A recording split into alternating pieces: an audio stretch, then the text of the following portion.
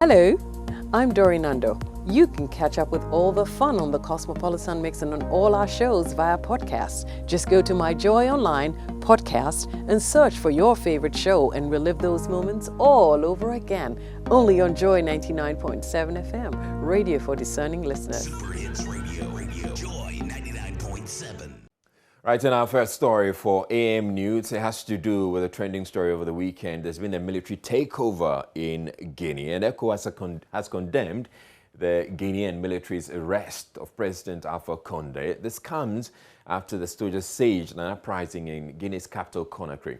A statement signed by Chairman of ECOWAS, President Akufo-Addo, described the instability as an attempted coup and demanded the unconditional release of Conde and his associates. The statement also demanded a return to constitutional rule, failing which sanctions will apply. President Akufo-Addo further urged the military to act in a republican manner and express solidarity with the Guinean people and government. It's one of the stories we'll be looking at on the AM show today. Now, back here in Ghana, President Akufo-Addo says 31 million Ghana cedis. He says been released by the Ministry of Finance to settle arrears owed school feeding caterers in the country. This follows a threat by the school feeding caterers to withdraw their services if government fails to pay outstanding arrears. Speaking on Takoradi-based radio station Sky Power FM on Saturday during his second day tour of the Western region, President Akufo-Addo said government is committed to addressing the concerns of the caterers. Happy to be able to announce that now all the regions, payments have been made to caterers in all the regions. They have now been made. It is true that initially Western and Western North were not paid because of insufficient funds, but that has been corrected. And as we speak now, the Ministry of Finance has released some 31 million cedis for the payment of caterers in the two regions, Western and Western North. And the gender minister has released this to the school feeding secretary for the payments to be made. So, I mean, any second from now, all of the caterers and their legitimate grievances that they had will be addressed. Okay. We're trying to find a way of working whereby these things will not occur in the future, so that it's seamless. And I think we're going to get that. First of all, taking an audit of the workings of the program. In the Borno East region, health authorities are worried about the number of COVID-19 deaths recorded since the outbreak of the pandemic. The region currently has a total of 58 deaths, representing a little over 2% of the cases recorded, a figure above the national average of 0.7. Regional Director of Health, Dr. Fred Adomako-Boateng, attributes the increased number to the late reporting of cases to health facilities. And that's a bit more in the following report. East region has recorded a total of 58 COVID-19 deaths since the outbreak of the pandemic. This represents a case fatality of over 2.2%, a figure way higher than the national average of 0.7%. Dr. Fred Adomako-Boateng is the Regional Director of Health Services. He says the figures means there is a challenge with the way the cases are handled across the region. If you look at our case fatality, which is about 2.2, way higher than the national figure, hovering even not 0.7. It means that there is a challenge with the way that we are handling the cases. And I can tell you a number of reasons. One of them is the atypical presentation of the Delta variant. The way it was presenting in people was quite different from the other ones that we knew. Dr. Adomako-Boateng attributes the increased number of deaths to the late reporting of cases to the health facilities. By the time you realize that, look, I am having a challenge, you report to the hospital very late. So you see one of the late reporting. That has been the challenge. And so you see, and then most of them are also happening in people with comorbid issues. And what we realize is that they may be having their normal drugs, but you cannot really control. They come to the hospital and you see that it's the COVID. So one, because of the atypical presentation, not the usual things that we were looking at. That was one of them, and the time that they report at the facility. He says as a means of helping rectify the challenge, the Directorate have trained more clinicians on the proper handling of COVID patients in other municipalities to help deal with case management. We have heightened awareness among all health workers, especially aged people with comorbid issues, and more also people with all atypical presentation, because the COVID is not presenting us with the kind of normal. So you have heightened all the clinicians to be really be on high alert so that they can quickly pick the cases. What we have also done is that apart from Holy Family Hospital, we've been able to train other clinicians at Kintampo Hospital. And then the idea is going forward, we'll train other clinicians at Atebubu, Kwame Danso, St. Teresa, so that they can also manage the severe cases, and we don't need to also end the critical, and no, we don't need to refer all of them to one point, which will make the management a challenge. Reporting for Joy News, Anas Sabit, Tichiman. And then the OT region has witnessed improved sanitation practices following the implementation of the Wash for Health project by USAID. The project, which spanned between 2015 and 2021 and was implemented by global communities in the Nkwanta South Municipality, Nkwanta North District and Karachi East Municipality, focused on behavioral change to achieve its target. Through the efforts of identified natural leaders, 227 communities were declared open defecation free with improved access to modern latrines.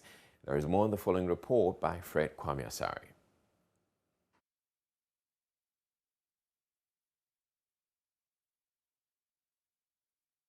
Open defecation had been rampant in the Uti region.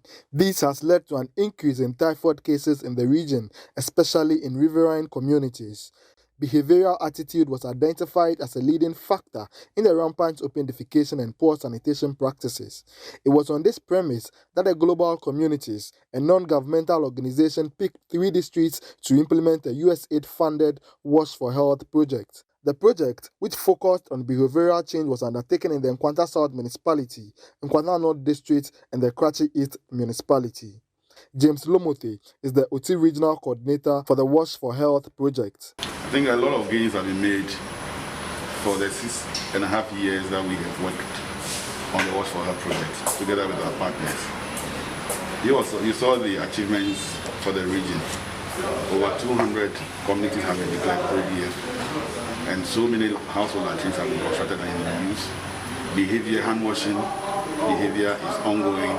The uptake is so much by households. And a lot has been done. I have appealed to the municipality and the region as a whole to really support and sustain the gains of the behavior change interventions across so many communities in the region. And I believe that with this, we can be able to help achieve the SDGs. Global communities adopted the sustainability approach, which facilitated affordable housing latrine construction through a partnership with major material producers. 227 communities were declared open defecation free, 7,375 household latrines installed, and 475 less privileged residents were supported to construct household latrines. 27 schools benefited from the institutional latrines, while 4 boreholes were constructed for schools. The project saw the construction of 4 institutional latrines, 12 limited mechanized boreholes for healthcare facilities, 95 boreholes, 4 limited mechanized water facility, and 2 small town water systems.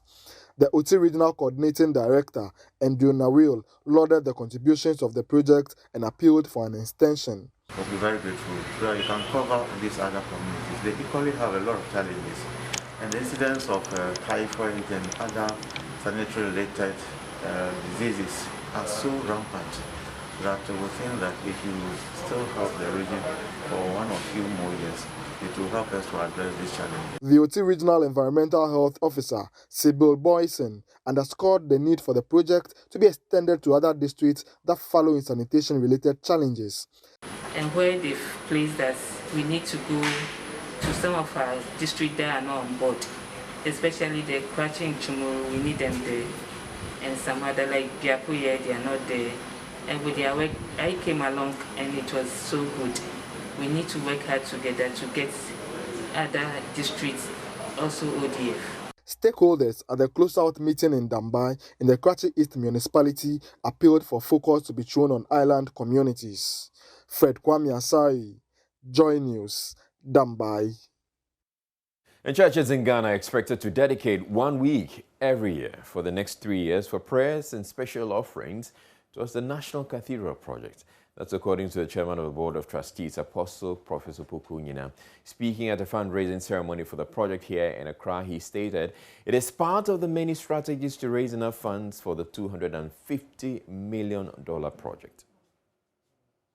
In addition to the strategy of contributing a minimum of 100 Ghana cedis a month for the next 3 years, all Christian churches in Ghana will be expected to set aside 1 week every year for prayer and offerings towards the cathedral project. The period is to be labeled as National Cathedral Week. The weekends will be used to pray. The weekdays will be used to pray for the country and the cathedral project. On the Sunday, special offering is to be taken for the cathedral project. Corporate bodies in Ghana, as well as Ghanaian Christian and churches in the diaspora, will also be contacted to make contributions towards the project.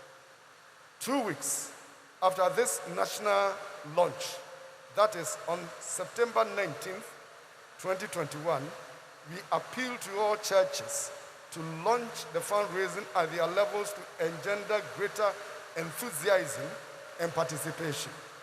If the date is not convenient to any particular church, a suitable date can be chosen. During such programs, free will offerings and pledges are expected to be taken to support the cathedral project. Similarly, it is expected that the fundraising will be launched in all regions across the country. During such programs, free will offerings and pledges will be taken to support the project. Individuals and corporate contributors to the fund will have their names on an electronically generated Hall of Fame in the cathedral, where visitors can just click to identify and appreciate them. Individuals, families, churches, and corporate bodies who make huge contribution above a certain threshold would have their names embossed on one of the walls of the cathedral. And that'll be all for the AM News. Up next, we'll bring you the news review, and Enimwa will join me in a bit. Just stay tuned in. Hello, my name is Evans Mensah, and you can relive all the fun and excitement on Top Story, Newsnight, and of course, Ghana Connect via podcast. All you need to do is to log on to my Joy Online/podcast. Search for your favorite show and relive the moment. Joy 99.7 FM, your radio for discerning listeners. Joy 99.7. But it's great to be back. So are we going to do 11 minutes of the Daily Graphic? Let's see how it goes. Oh, gosh. Okay, well, it's 6:29. So, yeah, okay, shoot. All right, so we're starting with the Daily Graphic. And on the front page, Made in Ghana Awards, Graphic adjudged outstanding print media. I think it's with that. Congratulations It comes to print them. media, yes. It's left with the middle page They thing. stand out, no doubt. Yeah, it's left with the middle page thing. Look, it's just left with the middle page thing. Yeah. Once you resolve that one, yeah, I'm sure you'll be, excellent print media. Right, and the other story on the front page of the Daily Graphic, appointment of MMDCs list out this month. That's the president saying that, and the president has retained the DCU for Akontombra. So there are a number of people or a number of MMDCs who are likely to be staying, and the DCU for Akontombra is one of those. So the president was speaking in an interview at Sky Power FM in Takoradi. So the president has given a firm assurance that the appointment of metropolitan, municipal, and district chief executives will be resolved this month. In fact, during the course of the month, the names that made the ticket at the MMDC's level will be announced. The president disclosed this when he granted an interview with the Takoradi-based radio station Sky Power FM as part of his tour of the Western and the Western North region. So he talked about a lot of things. He said, no, there's no vacuum in local governance. He talked about Agenda 111, talked about the Constitution. So on the Constitution, I read a bit of what he said about it. He said the truth, he said, was not for a political party to assume office and change the Constitution to align with its focus. No. That is why in some of these moves, you need a broad consensus within the political space, just as it was in the case of the creation of the new regions. That is why when our political opponents said they didn't want it, we did not argue, the president said. When the time comes and we all reach a consensus that that is the way to go, that is the proper democratic process. I'm still hopeful we will revisit and agree on that, he added. All right.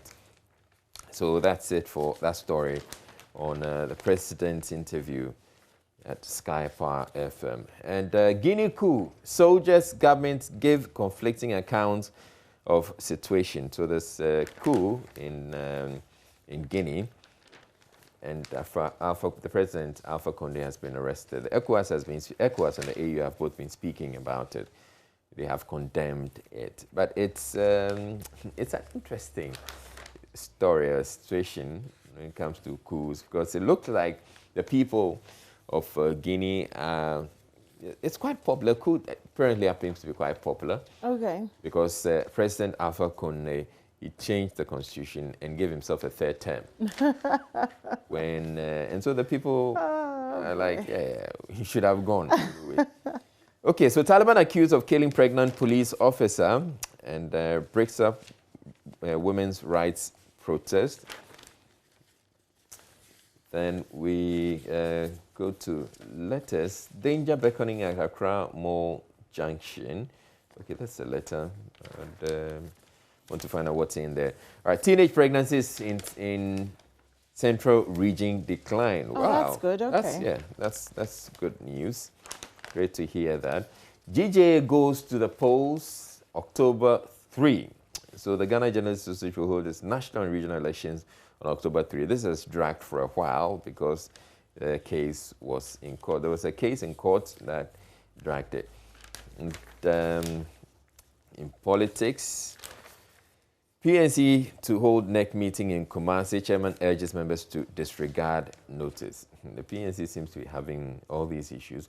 Will ensure fairness in GMPC transaction. That's the minority in Parliament saying that we will diligently scrutinize all the necessary documentations with eagle eyes and ensure value for money in this transaction for the country. And they're talking about GMPC's quest to acquire more stake in the ACA and AGM petroleum entities.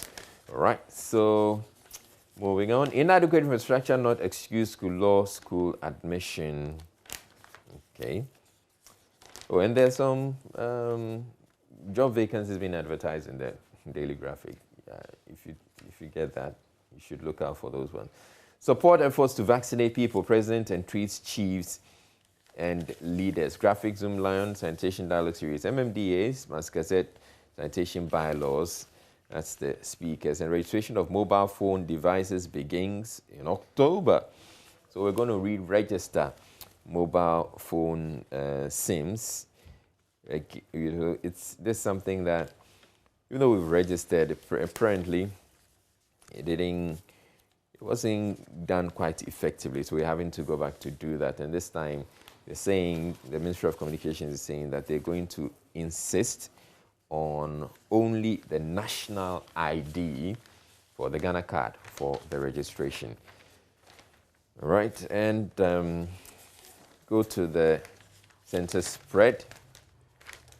Well, before the census spread, so the Ghana Armed Forces supplementary recruitment into the Ghana Armed Forces.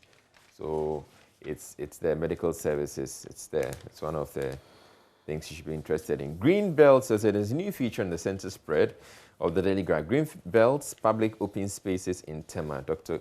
Kwame Nkrumah's tears. All right, so it talks about green belts that have been taken over by developments. So it's supposed to be green, but concrete. We have concrete in place of that. Okay, we go to page, right, so page 42. Speaker rules. I cannot declare Asin North seat vacant.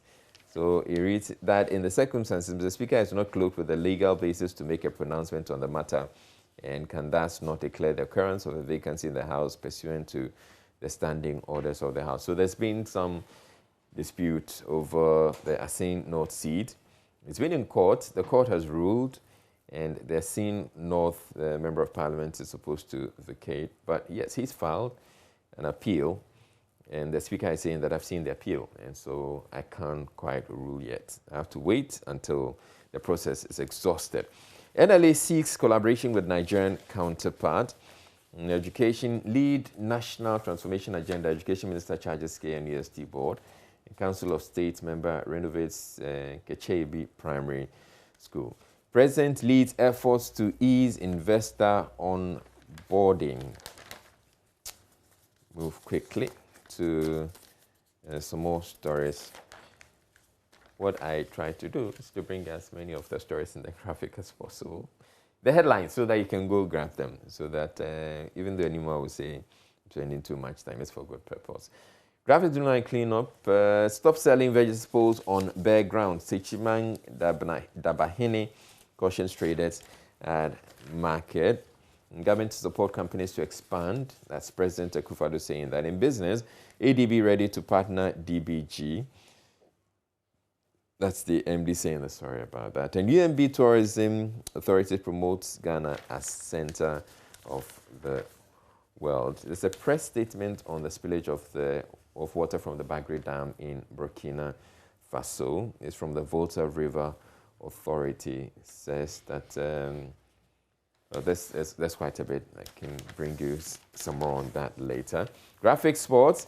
Gruza blames media for divided attention in Black Stars camp. Sly Tete remembered in Cape Coast, and Sly Tete, he's a sports, he's a coach, actually. And I'm not sure of good results in South Africa.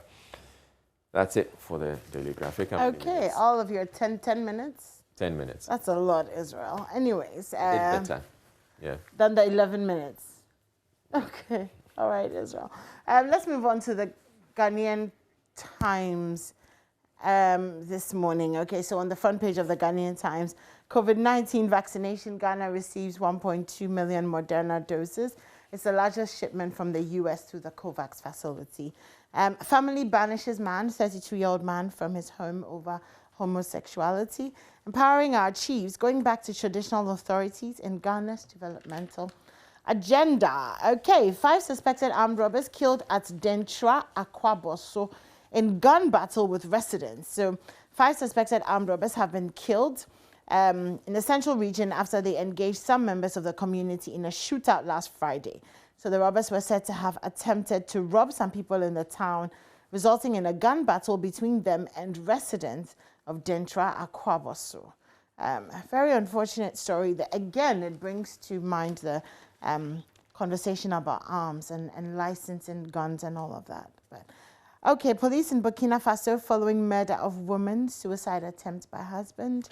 That story about the homosexual man being banished also on page 3. Mali police storm jail to free detained commander.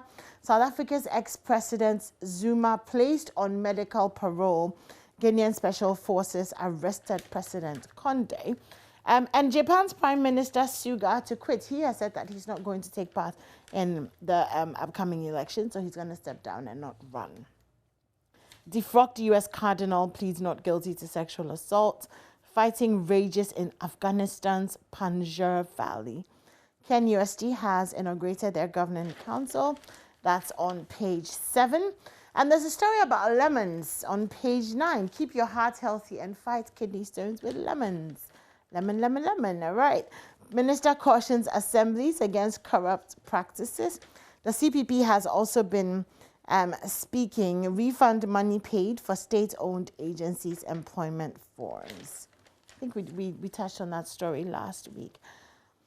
Police thank God for, okay, there's a Thanksgiving service that made page 13 of the Ghanaian Times. The Bishop of the Koforidua Diocese of the Catholic Church has called on Ghanaians to be disciplined in all aspects of their lives. So it's a Thanksgiving organized for Commissioner of Police, retired Yagi Akuriba. Well, congratulations and thank you for a life of service. President Akufo-Addo addresses maiden summit to ease investing in Ghana tomorrow.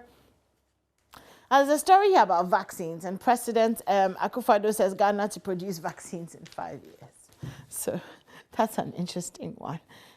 Apparently, it was an assurance that in the next 5 years, we will be producing some vaccines. An assurance that in the next 5 years, we will be producing, can I say it again? An assurance that in the next 5 years, we'll be producing vaccines. It's funny because how long did it take India to come up with the AstraZeneca vaccine? And then, of course, the US and all the other countries. No, probably if they say producing or production, they probably mean that we can get the license so that the vaccines that have been produced or developed already, we get to produce them here. That shouldn't be too difficult. Sigh. Quote unquote, this is what he said. Cabinet is determined that we have the capacity of making our own vaccines here. He talked about the National Vaccine Manufacturing Committee chaired by Professor Frimpong Boateng. This committee is working assiduously to give us a roadmap for us to develop the vaccine in the period of 5 years. They are now working on the roadmap. All right then, let's move on. In 5 years. Ghana ready to forge partnership to industrialize. Okay, then there's a lot of, little bits and pieces about different things. Auction sales, job thingies, whatever they're called. Okay, reconstruction of Takwa Aguna Nkwanta Highway begins. Minister inaugurates Bui Power Authority Board. Effective domestic revenue mobilization is critical. That's according to the first deputy governor. Plans to list GIHOC on the Ghana Stock Exchange under consideration as it makes 180 million Ghana cedi profit. Now, the thing about GIHOC, though, is that they've been around forever. Do you remember GIHOC from when you were growing up? Yeah. Isn't it almost, what's the word, that they would be on the Ghana Stock Exchange by now? Well, would one not assume that having been around so long, and really, I think at some points being the main and possibly the only distillery, for a very, very long time, for locally made alcohol that they would not be. Often you want to get onto the Ghana Stock Exchange for various reasons. So probably it's about time they feel that we're now ready to get onto it. It's not automatic that any company should get onto the stock exchange. No, I know that, but I mean, it does talk about growth because you're getting on there and then you're growing, you're getting money, you're able to be bigger. But is it not something to look forward to strive towards? Not necessarily. Not for every company. Not for every company. If you're good, if you're doing well, you think that you that's not your strategy. Yes, you can do without listing. Okay. Israel speaks for GIHOC this morning. No, so, I'm not speaking for GIHOC. As well as the 5-year assiduous roadmap that is being created for vaccines. Okay, let's do some football. Argentina coach clear rules needed on player release. Sancho ruled out of Poland game 2. Syria side Salernitana poised to sign Ribery. Heavyweights battle for dominance in Africa's World Cup qualifiers. Top Zimbabwe striker out of crucial Ethiopia game. France draw again as Dutch roll. Walker Awako Rahama grab top football awards. Techi and the Tokyo 2020 team visits Ashfome. Hearts take on Hearts of Oak will play Togolese champions Asco Dekara in an international friendly this afternoon in Lomé. It forms part of Hearts' preparation ahead of the CAF Championships league tie against Guinean sides. Even my tongue is let's not talk about it. So do you want me to read that? No, it's fine. We've moved on. If you had it in your 11-minute daily graphic, then maybe you could have. On the back page of the Ghanaian Times, Black Stars plot Bafana's fall nearly 72 hours after a labored win over Ethiopia in a Qatar 2022 World Cup qualifier. Ghana's Black Stars hits the skies to take on the Bafana of South Africa, which is arguably the toughest assignment in Group G. So look out for that. And Wakaso wins the day for Ghana. Mubarak's 35th minute long drive was enough to seal all 3 points for Black Stars against Ethiopia in the opening fixture of the World Cup qualifiers. That's it for the Ghanaian Times. Okay, let's go to the Finder. And the Finder has on its front page, SIM card registration begins October 1. That's the Communications Minister, Eslo Usu-Ekufo. Ghana receives 1.2 million doses of Moderna vaccines from the US. 1D1F, $2.1 million rubber factory opens to process 6,240, probably tons of rubber per year for exports. That's the president saying that. And we move on. On page 2, UCC proud of high scores in Times Higher Education rankings. This thing has been going on for a while. So UCC, they got some high scores in the Times Higher Education rankings. And there are those in the University of Ghana, Legon, who are saying, so what's that? Yeah, Legon they're seeking to downplay it. Of course they're going to. They're seeking to downplay it, but UCC guys who say, no. It's a big deal. We're the university of choice. Akufo-Addo cuts sword for construction of Takwa Agona in Kwanta Road, inspects other projects. And GACL investigates aircraft incident at KIA. So apparently there was a bird strike on Friday, September 3rd, which meant that a KLM flight to Amsterdam could not take off or had to abort the takeoff. Ghana receives 1.2 million doses of Moderna vaccines from the US. That story is on page 5. And then Ghana receives 244,800 additional doses of Johnson & Johnson single-shot vaccines. So that's all very good news. In the center spread, all the factories that the president has commissioned, you can find that there on page 8, 9, the center spread. Right, done with the Finder. Oh, wow, okay. Let's do the daily guide then. Let me start with the back page. Stars will get better. Dede Ayew pledges as Stars battle Bafana today. This headline is like a headline that we've seen for the past 20 years. Like after every Black Stars will get better. Black Stars, we're still waiting. Anyway, so I guess in that, like, the 5 years waiting for the vaccination is not that long. Kennedy, Japan punches boxing. All set for Goldfield's PGA pre-qualifier. Let's move to the front page of the Daily Guide. Bribe sets NDC on fire. There's a picture of Atuforsen, Kasiel Atuforsen, and Haruna Idrisu with that story there. Gina Blay is Ghana's outstanding envoy. President speaks on MMDCE's borders remain shut. SIM registration starts October. So that story on page 3 about the bribe, which has set NDC on fire, apparently. And then let's do some international stories on page 5. So just say Guinea's constitution government dissolved in apparent coup. Thousands killed in Ethiopia clashes. Clashes in Montenegro over new Serb church leader. So that story as well on page 5. South Africa's ex-president Zuma, I was telling you earlier, placed on medical parole. Okay, let's move. Page 7. There's that story about the Moderna vaccines. I'm sure we will speak to Dr. Chianua at some point to find out about what that's going to be like in terms of distribution of that. 5 armed robbers gunned down. Censor spread some entertainment. Strong man receives painful slaps for being a good rapper. So strong man, has described as awkward and at the same time his best moment when he was painfully slapped by a fan for being a good rapper. So he was doing this interview and he revealed that the fan jumped on stage and slapped him twice in appreciation. Israel, can I show some appreciation to you this morning? No, you've appreciated me well. Since we're doing, slaps, I mean, if this was an accepted form of appreciation, everybody would be so appreciative. I mean, a chance to slap people. I'd also like to appreciate Echo and Gomez as well. Rashida Adams launches a Roof Over One's Head book. And Idibia drags Two-Face Idibia on social media. So apparently they have a bit of a row going on. And it has to do with one of his baby mamas, Pero. I think she's called Pero. Yeah, Pero. She's a musician.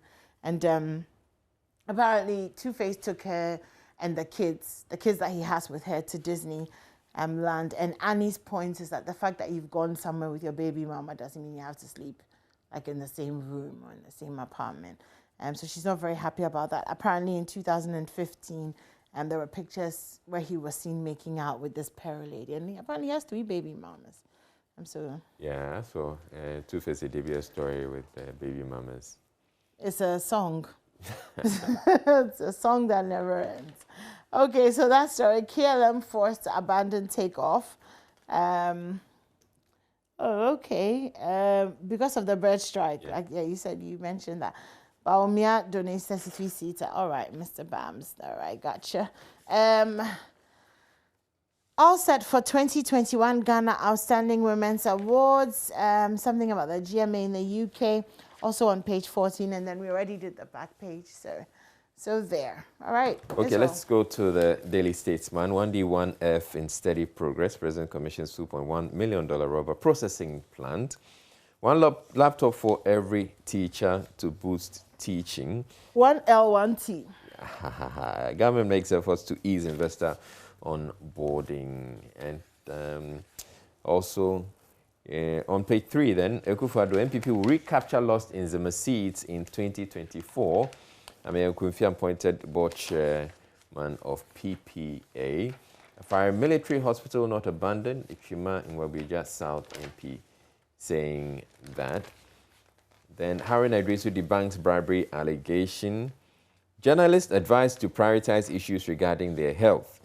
So an interventional cardiologist of the Manipal Hospitals, Bangalore, India, Dr. Ranjan Shetty, has advised journalists to have at least 7 hours of good and quality sleep to rejuvenate their system for the next day's work. Thank you very much, and well noted.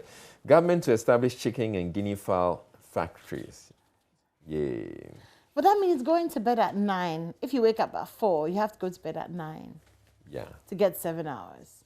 Yeah. Can you go to bed at 9? I can try. It's very early, isn't it? Yeah, but I can, yeah. 2 million taxpayers in Ghana, not enough. That's Dr. Opuko Fire, the BOG First Deputy Governor. Ethiopian Airlines Boeing signed MOU to position Ethiopia as Africa's aviation hub.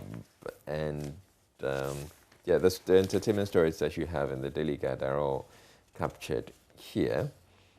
And yeah, so yeah, that's about it. Garrett Bill on the back page. Garrett Bill says banning teams may be best thing to do about racism from fans, and the pay stars in emphatic Netherlands win. That'll be it for the Daily Statesman. Okay, well, there's a story on page 27 of the Business and Financial Times which has caught my eye. It's called The Difficulty of Loyalty. So if you want to catch that, it's on page 27, and it just jumps at you, isn't it? How difficult it is to be loyal.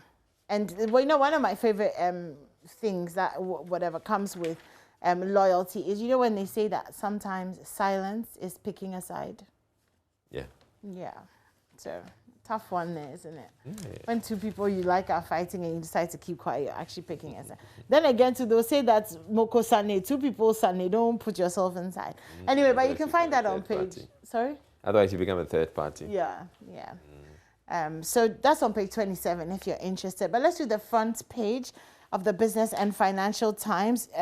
So BNFT is Outstanding Newspaper of the Decade. So congratulations to you, our friends at the Business and Financial Times. Delays at checkpoints contributing to post-harvest losses and high cost of food. 118 shipper complaints resolved in 2020. That's according to the Ghana Shippers Authority. But Guta is saying that there's definitely some more room for improvement. Vegetable oil importers are short-changing government. They're engaging in under-declaration at the ports in spite of the 50% benchmark policy. And government loses tax revenue of 12 million Ghana cedis in 7 months.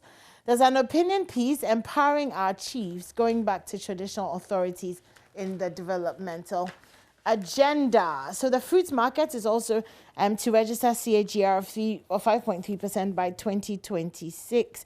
And that's compound annual growth rate. So it looks like our fruits are doing well, fruits and vegetables. What's your favorite fruit? Favorite fruit? That'll be orange. Oh, okay. That's interesting. Let's see if we have a few more. Private sector urged to invest in climate action. And there's a lot of self-help articles as well in the Business and Financial Times. How revolutionary is your bank's mobile banking app? Oh, that's an interesting one. Do you use your mobile banking app? Yes, I do. Oh, that's good. And it's good? Yeah. Okay. Cool. I think that's about it for me for the Business and Financial Okay, so on the front page of the Business and Financial Times it's on the back page as well. BNFT is outstanding newspaper of the decade, and the Daily Graphic is also claiming Graphic Judge outstanding print media. Not quite getting it, so which is... Do you want to just, what did they say? So these ones, the BNFT is saying outstanding newspaper of the decade. And then Graphic Judge outstanding print media. Maybe of the year? Yeah, which supposes that then the decade paper is better than the year. Yeah, not sure how. We weren't there, so we don't know. But anyway, should we do My Joy Online, which is undoubtedly the best online news portal of the decade? No diggity, no that. All right. Bagbin cannot declare Asin North seat vacant. Clerk tells court. That's the top story on My Joy Online. Other stories? Israel, do you want to try and no? As well as like, okay. All right, so Finance Ministry has released 3 million cedis to settle arrears owed school feeding caterers. That's according to Akufo-Addo. Okay. Parliament age should be extended to 17 years, and that's according to a lawyer. But you can go to My Joy Online for more stories, whatever you need. So, Israel, do you want to just fill us in on what's happening this morning? Yeah. So the one main thing we're doing has to do with the road carnage. And the fact that we keep talking about, trying to get the sensitizing numbers, people and all of that, but nothing seems to be happening. And so we should be having this conversation about enforcement as well. The other day, when we had the interview with the police, we brought up the issue of enforcement, and they said something was going to happen soon. We've seen something happening with the traffic monitoring system, but it's not enough. I maintain, and if you speak with the experts, they'll tell you that, look, it's about enforcing the road regulations. If you get onto the road right now, you see that virtually all of the drivers that observe the road traffic regulations are in the minority, especially when it comes to speeding. Yeah. Those who are driving within the speed limits, just a few of them. Everybody else, virtually it's in a hurry. It doesn't But then make sense. if we're checking, and if you know that you go beyond the speed limit, you're going to be fined. There are penalties. Then you'd want to, and if you speak with the experts, they say that if you're driving a vehicle at 60 kilometers per hour and there's a crash, the likelihood of deaths in that vehicle, or the likelihood that it's going to be fatal, is very, very minimal. Wow. But then if you're driving beyond that... Obviously, the impact. Yes. Obviously. So it's something, so for me, I think it's all about enforcement. But yeah, we'll be speaking with the experts, with people who understand the situation.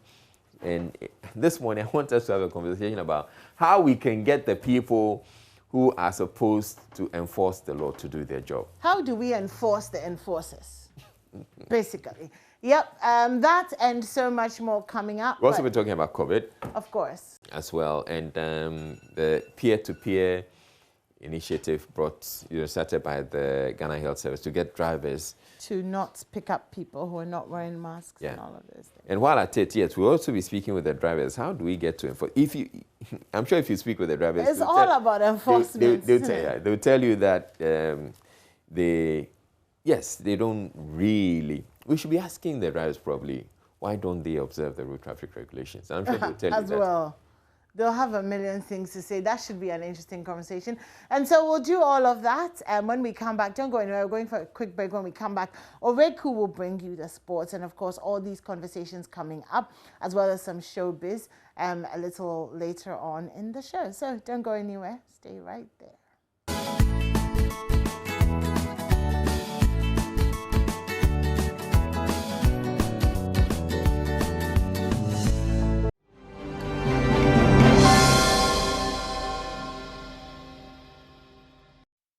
Hello, good morning and welcome to the AM Sports, and it's a big day in sports in Ghana here, and that's because the Black Stars are in action yet again, and reminding you of what went on in the first World Cup qualifier in the Ethiopia matches as well, and then we'll be looking forward to the big one today.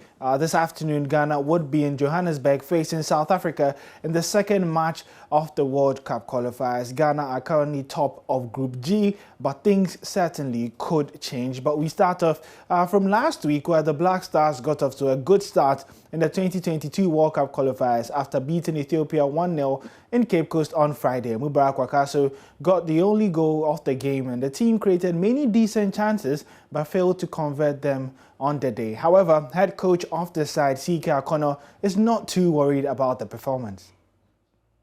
Where I stand as a coach, you might not know what I know about the game, okay? And so I can understand.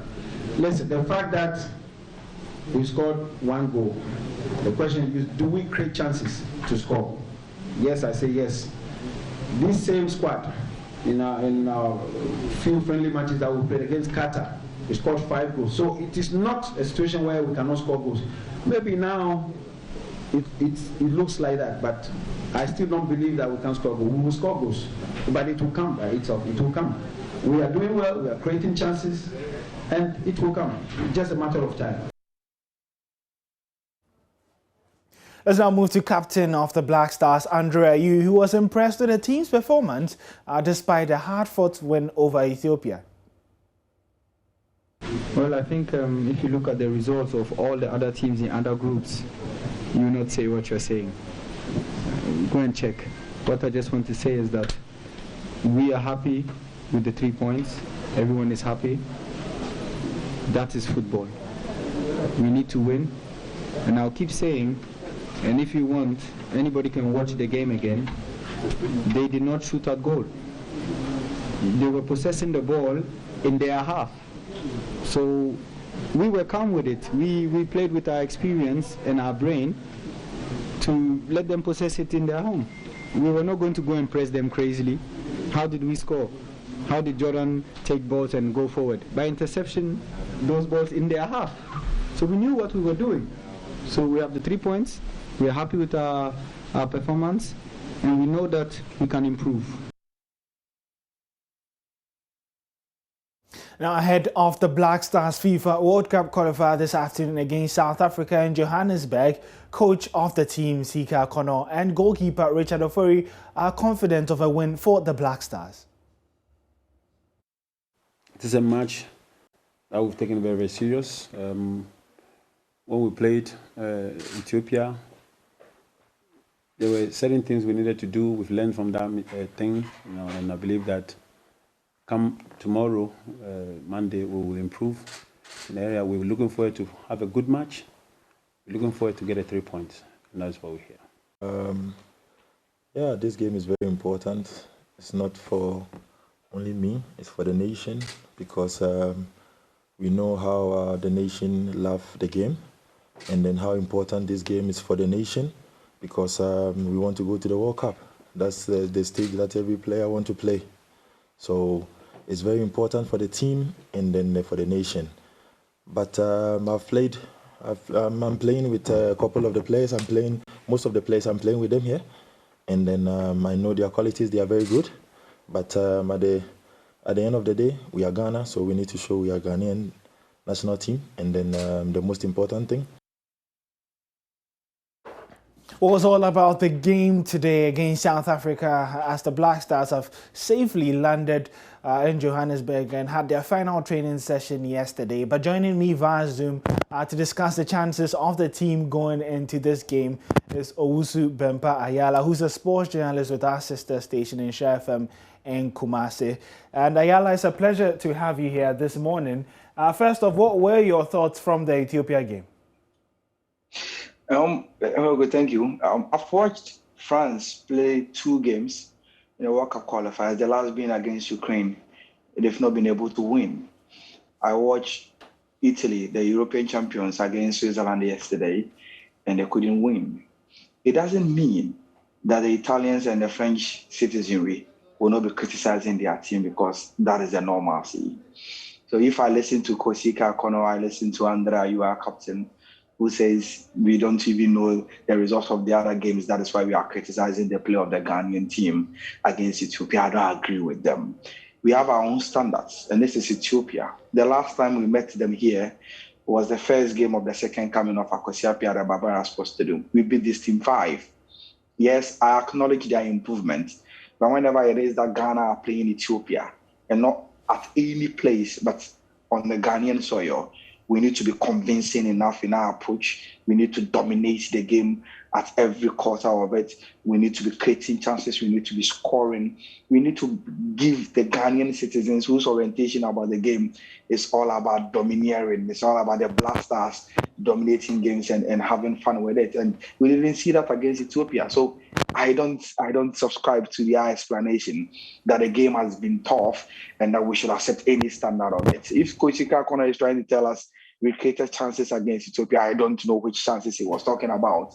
But for me, the most important thing is being clinical about your chances, and that is what Ghanaians are apprehensive about when we go into the post-mortem of our game against Ethiopia. We are all envisaging improvement in the game against South Africa, and that is what we are anticipating today, Ura. You make a very interesting point there. But if you look at Ghana's last few games preceding this, we saw the team score 2 against Sao Tome. We lost against Sudan. And then you come to the friendlies as well, where we lost against Morocco, failed to score against Ivory Coast, and just got a single goal against Ethiopia. Do we really have a goal-scoring problem? And how do you think, as a nation, we'll be able to address this? I was fascinated to learn from you and your social media handles that since Sika Kono came, the only attacker that has scored goal from open play is Caleb Kuban. And that is very, very, very, very scary. Statistics under Sika Kono. We must be worried about our goal scoring opportunities and our statistics, because the blood of football is about goals. And if you don't score goals, you don't win points. Yes, I believe that when we go to tournament, the defense must be tied to win us the trophy. But when we are playing the qualifiers, when we are playing games that we need to accumulate points, then we need to be scoring goals to be able to get there. And that is a problem that we are having. From what I watched against Ethiopia, I think the summary of why we couldn't score a lot of goals was that we had Kamara Adin Suleiman on our right-hand side, Jeffrey Slop on our left, with Jordan and Dede up front as our 9 and 10. Now, the normalcy that we want to see is that we know Kamaradin and Slop are pacey players who have a lot of tricky under their shells. And with those players, they strive with pace. So what I was expecting was for Jordan and Dede to keep the central defenders and probably even the lateral defenders closer to them. Let them defend narrow so that we create the spaces for Kamaradin and Slop to attack those spaces. But what happened? We saw Jordan drifting to the right, drifting to the left. We saw that they do same. And when we do that, we suffocate those spaces within the lateral spaces, and our wingers don't have that kind of space to attack, and that really, really didn't go well with us. So I'm expecting a different approach this time against South Africa, especially when some players couldn't travel. I'm expecting players like Emmanuel Jesse, Kwame Poku to be given the opportunity to play. I'm expecting players like Gideon Mensah at left back to also showcase what he can do. And Yadon, because he's playing on the UK soil, can't travel to South Africa. So I'm looking at who steps in for Andy Yadon at our right back.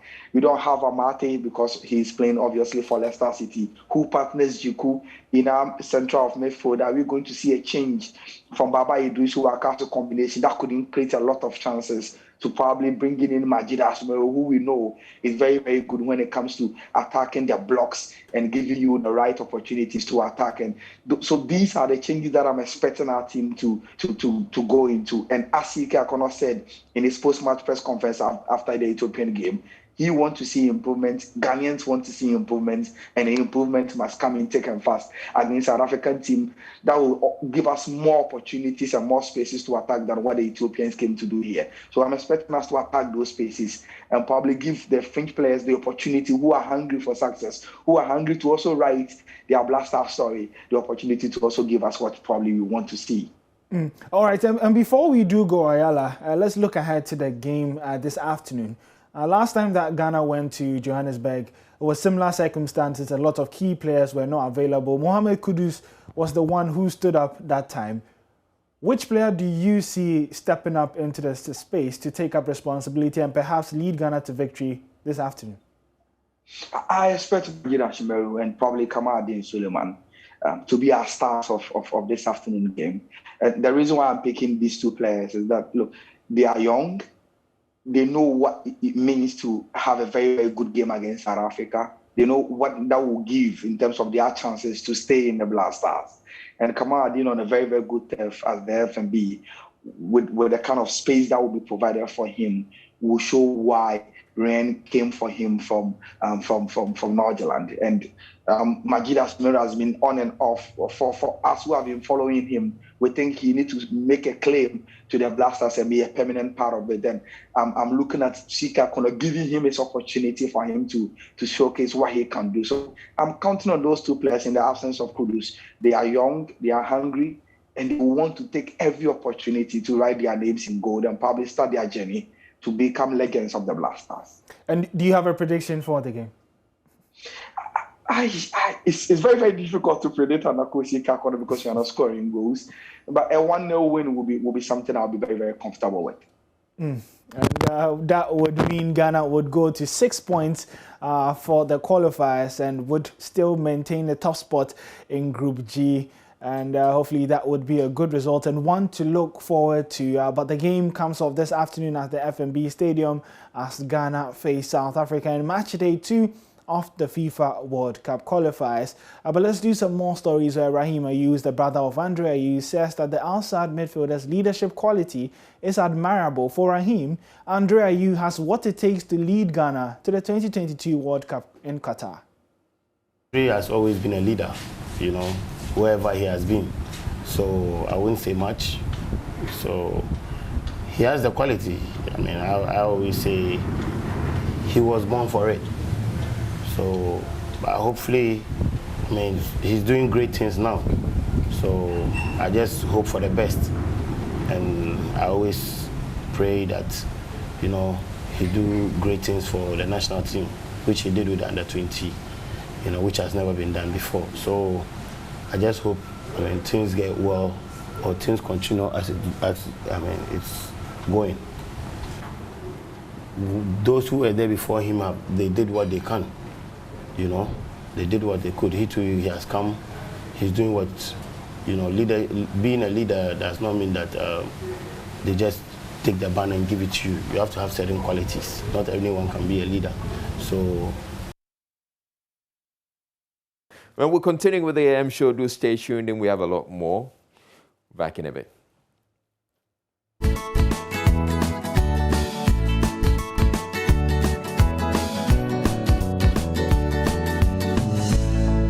Hi, this is Lexus Bill, host of Drive Time on Joy 99.7 FM. Listen, you don't have to worry if you miss Drive Time or Personality Profile. It's going to be live on our podcast page. Just log on to www.myjoyonline.com/podcast. You can listen to Drive Time, Personality Profile, and any other of your favorite shows on Joy FM on that page. You don't have to miss a show at all. Joy 99.7 FM, radio for discerning listeners.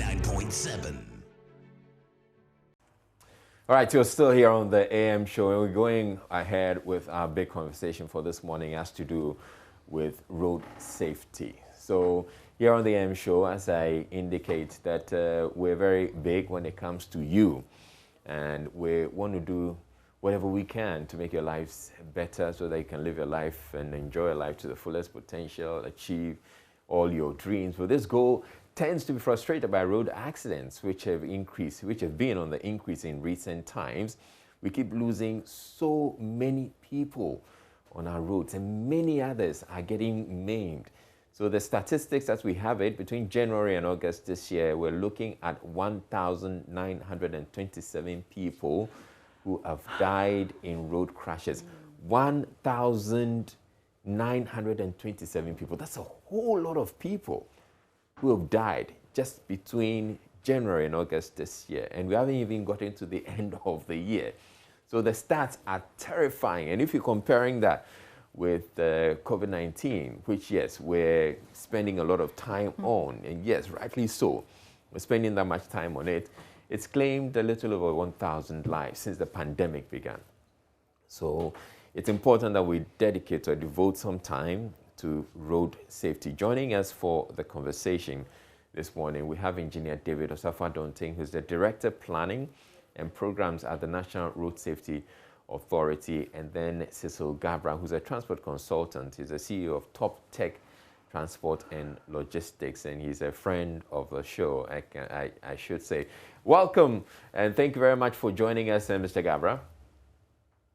Thank you, and good morning to everybody. All right, and here in the studio, we have Mr. David Osafo, Engineer David Osafo-Adonting, and welcome.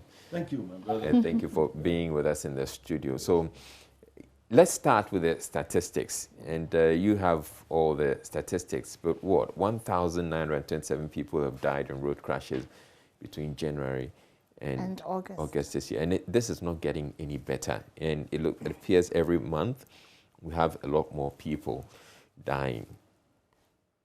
We know the problem.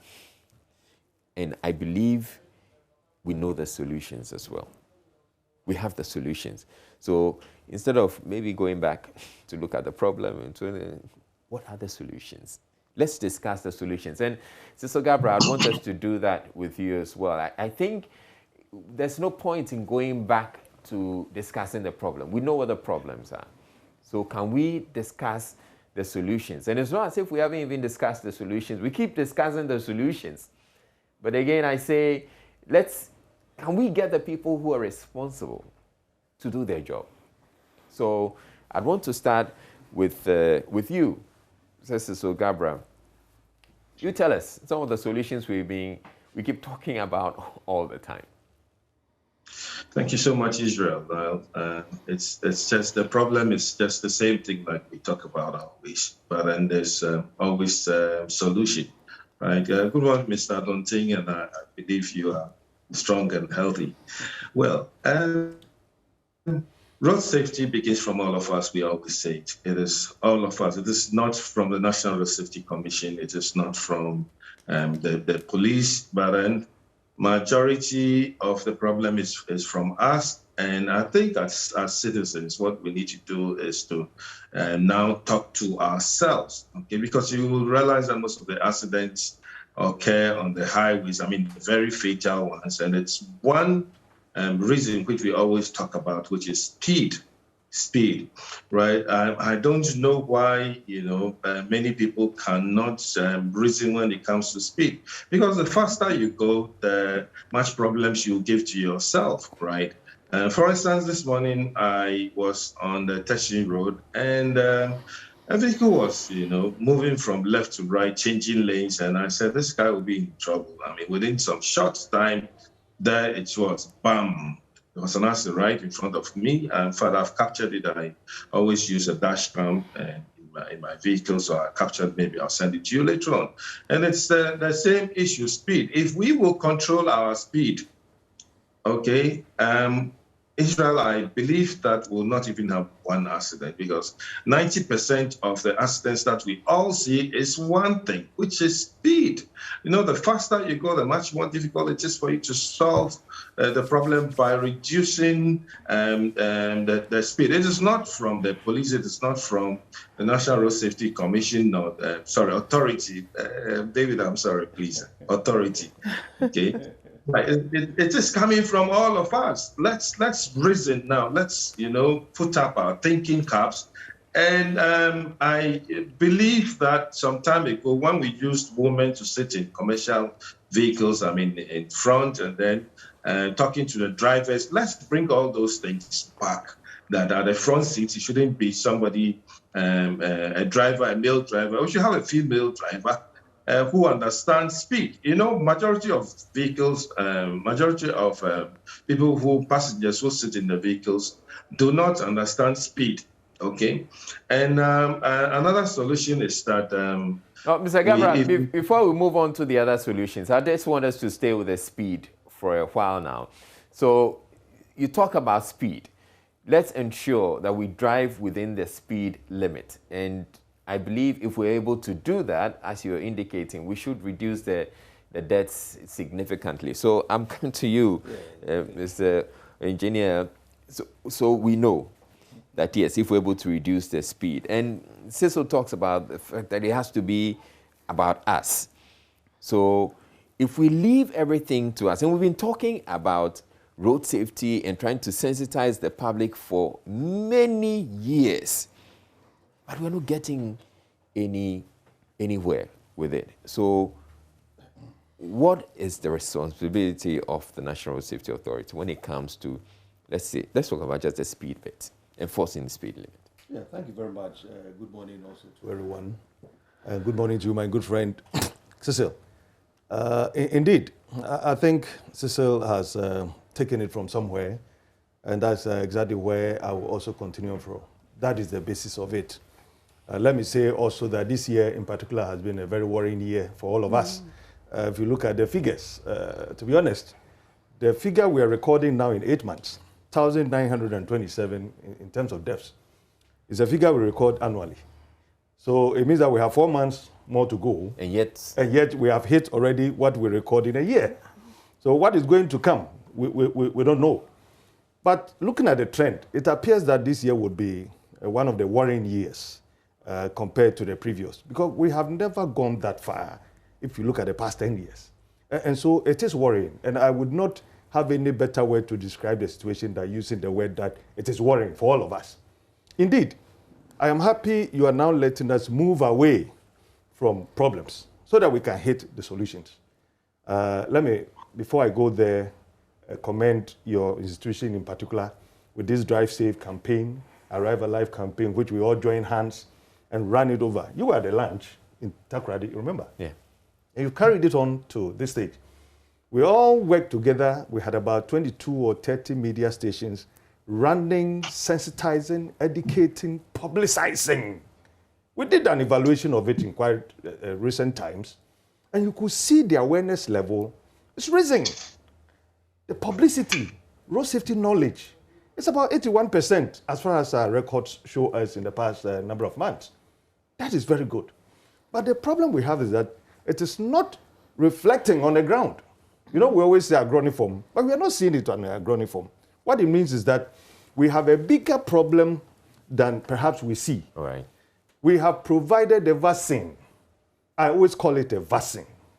The vaccine is the attitude, the indiscipline, ourselves. And I agree with my good friend Cecil. It's about us. Because in most cases, we have brought issues related to the roads. We said the roads are bad. It needs to be dualized, which we advocated for. We went into vehicles and we say some of the vehicles are substandard. But I can tell you, in the recent crashes that we recorded, we have no road factor. But the roads were fine. They were good. All right. You could see the smoothness in terms of the surface. You could see the alignment. The road signs were there. The markings were there. And so the factor that contributed to these crashes were the human attitude, the behavior, the speeding, as he's talked about, the wrongful overtaking. Because what would influence you on earth as an individual? A place that you and I use on the Accra Kumasi Road. I use it all the time. I go and come safely. And so sometimes I feel that it is not the kind of education we do, because thousands of drivers have used the same road and they came safe. Yeah. And we didn't talk about that. Yeah. Because they listened, they applied. We say don't go beyond 90 kilometers per hour on a highway. When you're overtake on a straight stretch where you can see and you can be seen. Yeah. And so people applied. If you apply these laws, you will go and come safely. You see, it is happening to those who are recalcitrant. Unfortunately, engineer, it also tends to happen. You can be observant, you can be compliant, and yet someone happens to you who's overtaking, engaged in wrong overtaking, knocks you off the road. So that is the attitude matter we're talking about. So we're talking about the other person. If the other person is to hold on, is to apply the rules and the regulations as we all see, then that is where we can then minimize the crashes. Until we all begin to change our mindset to minimize the speeds he's talking about, which is real. Any of you could just move to any of the highways now and see what is happening. Now, people are taking over lanes What it means is that if you have your lane and he is overtaken, he expects you rather to move off your lane and fall into the bush for him to go. It is purely attitudinal. And I think the vaccine that we are providing is that let us change our way of driving. That is why we keep pointing fingers to the drivers, the way they drive, the way they misbehave on the roads. My good friend is right. If we don't change as individuals, it doesn't matter whether it is commercial or if it is private. If you look at the statistics, the private is even worse. Those using private cars are now killing more than even with the commercial. It means that it cuts across the entire society. The very moment we go and hit and sit behind steering wheel, then our attitudes change. We don't respect the law. We don't respect other road users. We do it the way that will satisfy us. Unfortunately, we are not that competent enough to maneuver to safety when it happens that there's danger. And so we are taking unnecessary risk. And trust me, we can't be everywhere. The police, even who are to enforce the law, cannot be everywhere. Luckily, they have come up with some innovation. Some surveillance cameras are now being put up, which is helping. In the past number of weeks, we have been together with them. We have apprehended about 400 recalcitrant drivers, and they are all now being processed to court for offenses and so on. But you see, perhaps that is what is coming that may be new. But otherwise, when it comes to publicity, education, sensitization, we have done enough. I think we have done enough. It is up to how we make people comply. And whoever fails to comply, it means that you are recalcitrant. You want to kill. We must find a way of identifying you, bring you out and deal with you under the law. I think that is what we must be going. We must be going very hard and vigorous in order to change the narrative. Has there been a way of finding out what age group, for example, or what kind of people are more prone to being recalcitrant? Because, I mean, I know that over the past few years, from what I've read, for example, women are not as involved in accidents when they are on the drivers, because generally women don't speed as much. And if I were just to use, pure experience, I would say younger people, speed as much. Maybe those who are a little less inexperienced. Is it in the way that they are being taught? And is there a way that we know that, okay, this age group do this, so that we tailor the campaign to, because for example, if let's say those who are not driving properly are between the ages of 19 and 26, and our campaigns are on TV and on the radio and all of that, then we're not actually targeting them properly because they're more of a social media age. So is it maybe time to take the campaign in that direction as opposed to just assuming that, okay, they know that these are I think this is a very wonderful input. The last campaign we did a general target. And so it was more of a nationwide, high-profile kind of education that we're doing. It wasn't targeted to a certain age level. But if you look at our statistics, indeed, the youth, hovering right from 25 years down to 55 years. Let me even bring it down to 45. I mean, those are the ones, but that is natural with the youth. They're exuberant. They always want to get there fast. They always want to get the kind of vehicle that can speed beyond limits.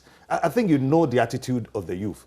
Perhaps what you are directing is that let us look at them and perhaps target them and deal with them. We have adopted the traditional media in the past. Very soon, in the next month, we are preparing now to move a little away from the traditional media. That doesn't mean that we're going to stop it completely. But the engagement of traditional media is now going to shift to the social media marketing, to promote the safety. In October, we're launching what we call the Stay Alive to run in parallel with the Drive Safe campaign and so on.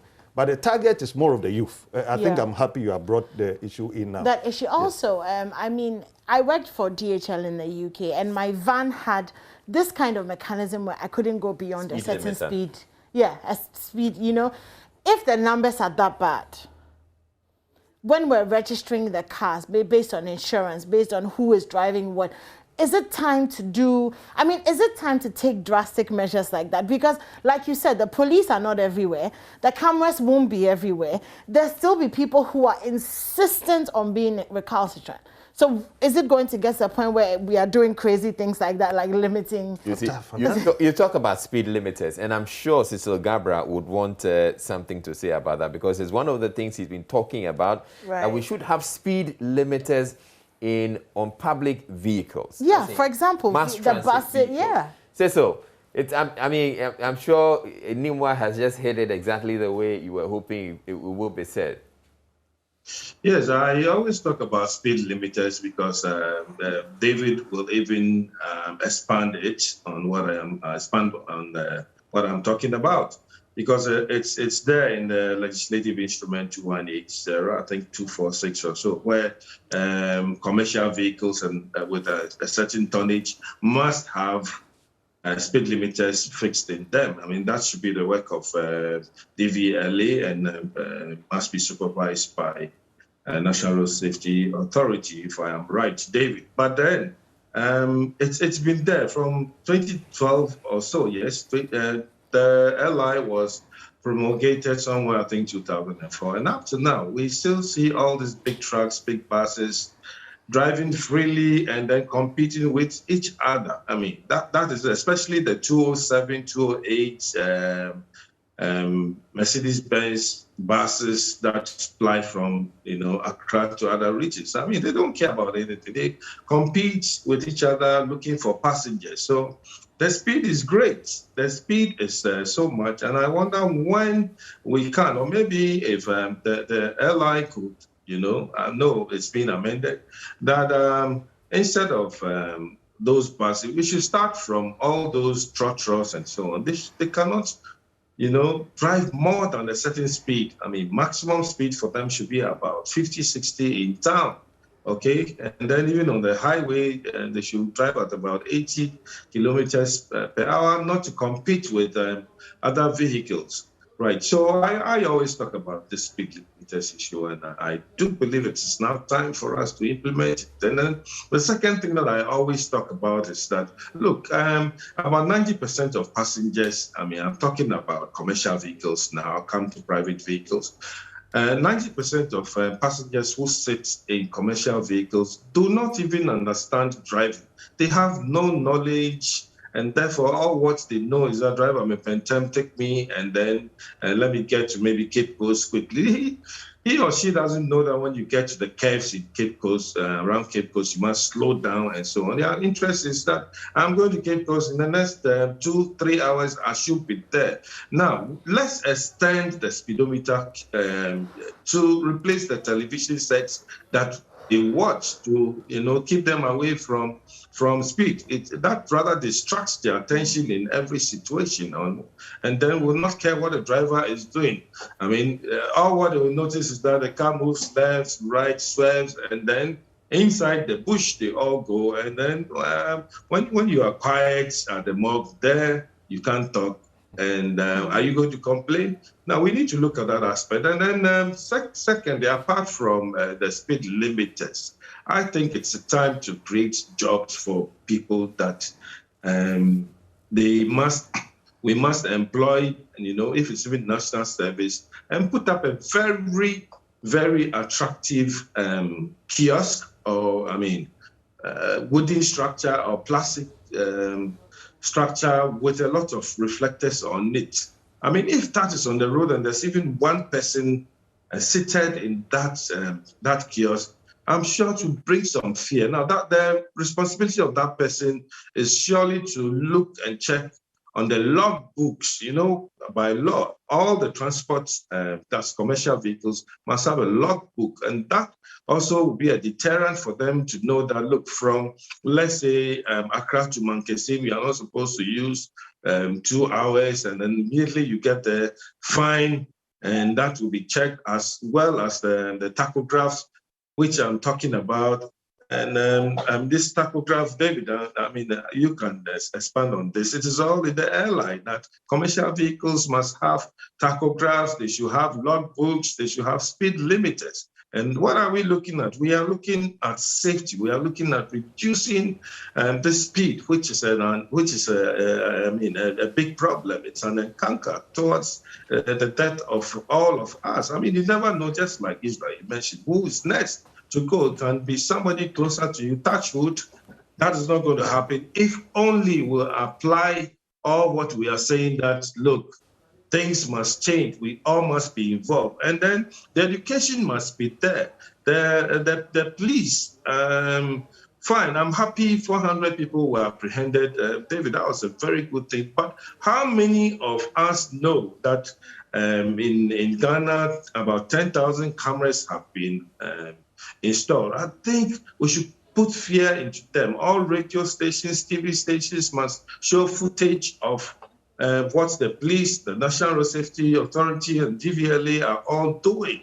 I mean, that forms a form of education. If you can remember when HIV first came into this country, right, they showed a lady who, was almost gone. And I mean, it was being repeated on television sets, and everybody got scared. People who were quite promiscuous were always carrying condom, and even others even stopped going to have sex. Hey, I'm sorry, but it's a fact. Let's put that fear into all of us. Let's make sure that we show road accidents. I mean, for people to know the cameras that are working must be an indication for people to know that, hey, you will be arrested every corner that you pass. I keep on driving, watching all these cameras working. And there's some joy in it that if you take left and you think you are gone, by the time you get to the junction, there's another camera watching you. And it's very easy to arrest you. I mean, this is what we want to see in Ghana to reduce the road crashes. Okay, so back to engineer. So as Cecil said, it's about, we're talking about the speed limiters. We're talking about, but it all boils down, I believe, to enforcement, because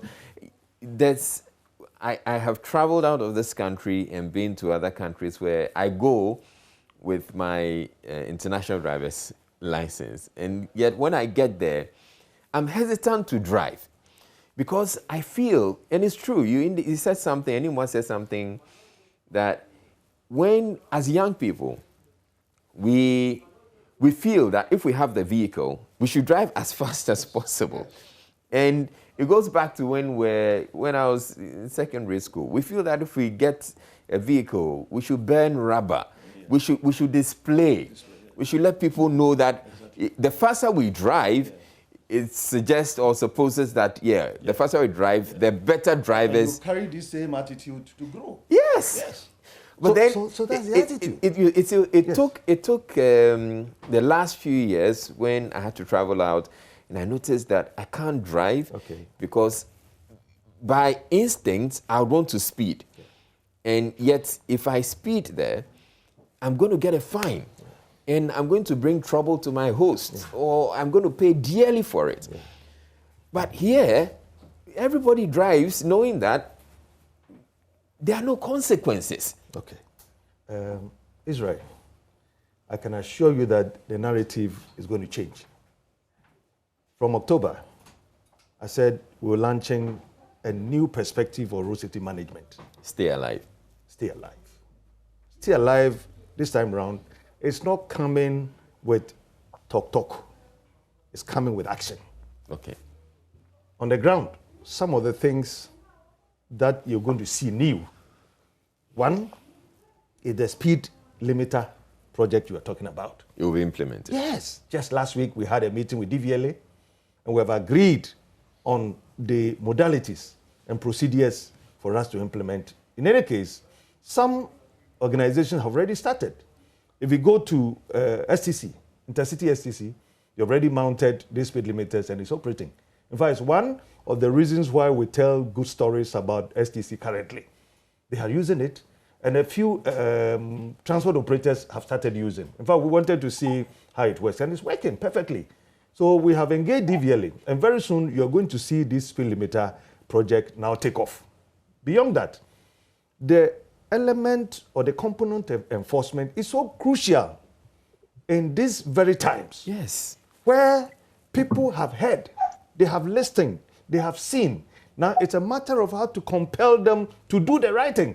And I think enforcement, and I agree with you, our next, in terms of steps that we're taking in the near future or in the future, is enforcement.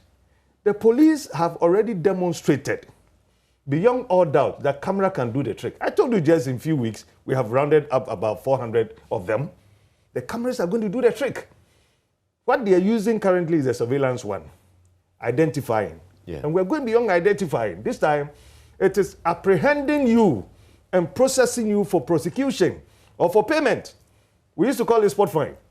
Now, the MTTD, the police, is not going to apprehend you any longer. You don't see them on the streets. Okay. They will be elsewhere in their control room, like where we sit, and the screens are showing everywhere on the highways in the cities and towns, identifying, detecting, and then making follow-ups. As you sit here, you will just receive your offense, right, on phone. Text message, WhatsApp, or what have you. And then you are told where you flouted the law, when and how, and the law that you flouted, and how much you are to go and pay, so that you go and redeem yourself. It will be between you and the pay point. If it's at the bank, you'll be directed. Now, do one mistake, you pay. Okay. Do another, you pay. A third, you pay. A fourth time, we will then take you through another process. The worst of it is your license will be revoked, and you go and start all over again. But make a mistake that you don't pay. It will build up. 10 years, you go and pay huge sums of money, just like Europe. And I think that is what is coming. Yeah. To complement the efforts of the education that we're doing. And I can tell you, what you have seen is only the identification. Even that, see how excited we all are. Because some of them, we use the cameras to follow them, and we got them. This time round, we're going beyond that. A system, after the offense, will now tell you that you owe government a 120 Ghana cedis or 200 Ghana cedis, for that matter, for running through a certain red light. And then you are directed to go to the commercial bank, GCB, to pay. Okay, and that is where we're going. I'm loving this. So, Gabra, this must really excite you. That eventually we're using technology, deploying technology to make sure this happens. This is what we want to see. About 2008, I was invited to Netherlands because of this, my mouth, to go and see what they have on road safety. And it's almost the same. You will not see the police in town, but you rather see the police seated in a home, I think it's about 10-story building fixed with cameras. And they observe everywhere. Look, when I was coming back, a Ghanaian said, Cecil, I'll take you to the airport.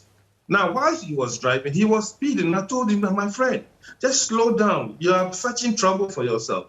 When we got to the airport, later on I had a call that he has been arrested for speeding. I mean, this is what we want to see in our country. So, I mean, kudos. I mean, I'm clapping because this is what I've been talking about for several years, and we are seeing it. What will happen is maybe if the next thing is that the police will, play siren looking for a particular vehicle or something, and then that is an action, an action movie. So it's good, David. I am so happy, and I'm sure Ghanaians will be so happy. And this time, I'll not run commentary when I'm driving. My son says, Daddy, why are you always running commentaries when you are driving? Because of what I see. Yeah. So it's a plus for this country, and we need to. I mean, it's only one common goal that we are looking at, to reduce road accidents, reduce the carnage on our roads, so that we can arrive in one piece and not in pieces. I mean, people are going, people are dead. People are really suffering. Other families are suffering because they are people who bring their parents or their fathers, mothers, who are breadwinners, have their limbs chopped off, their hands chopped off because of what accidents that they've been through. So it's a good thing. But David, you mentioned about enforcement, and that is it. For now, I mean, until October, it is far off. And we still need to have the police presence. Police presence is good because they form a sort of education to all of us. If we see them on the road, to reduce the speed, the things that people do. A lot of drivers are recalcitrant. This is an opportunity to deal with them. So I am very happy, and kudos to the government of Ghana, the National Road Safety Authority, as well as DVLA, and then the police MTTU. This is what we want to say. Action, action, action. I am for it. So you're saying that it's engineers. You're saying that they're going to start in October. This Stay Alive initiative. Exactly. I want you to give us some more detail about it. Okay. When exactly in October? Because often we'll say, oh, it's going to happen in October. I guess October. Yeah. We say, oh, okay, let's shift it to January. Yeah. In actual sense, we are looking at mounting a very strategic way of dealing with the situation in the next 3 years. The campaign will take the lead, talking to people, engaging people. In fact, under the Arrive Alive and campaign, we enrolled 22 media partners, which multimedia was a key factor.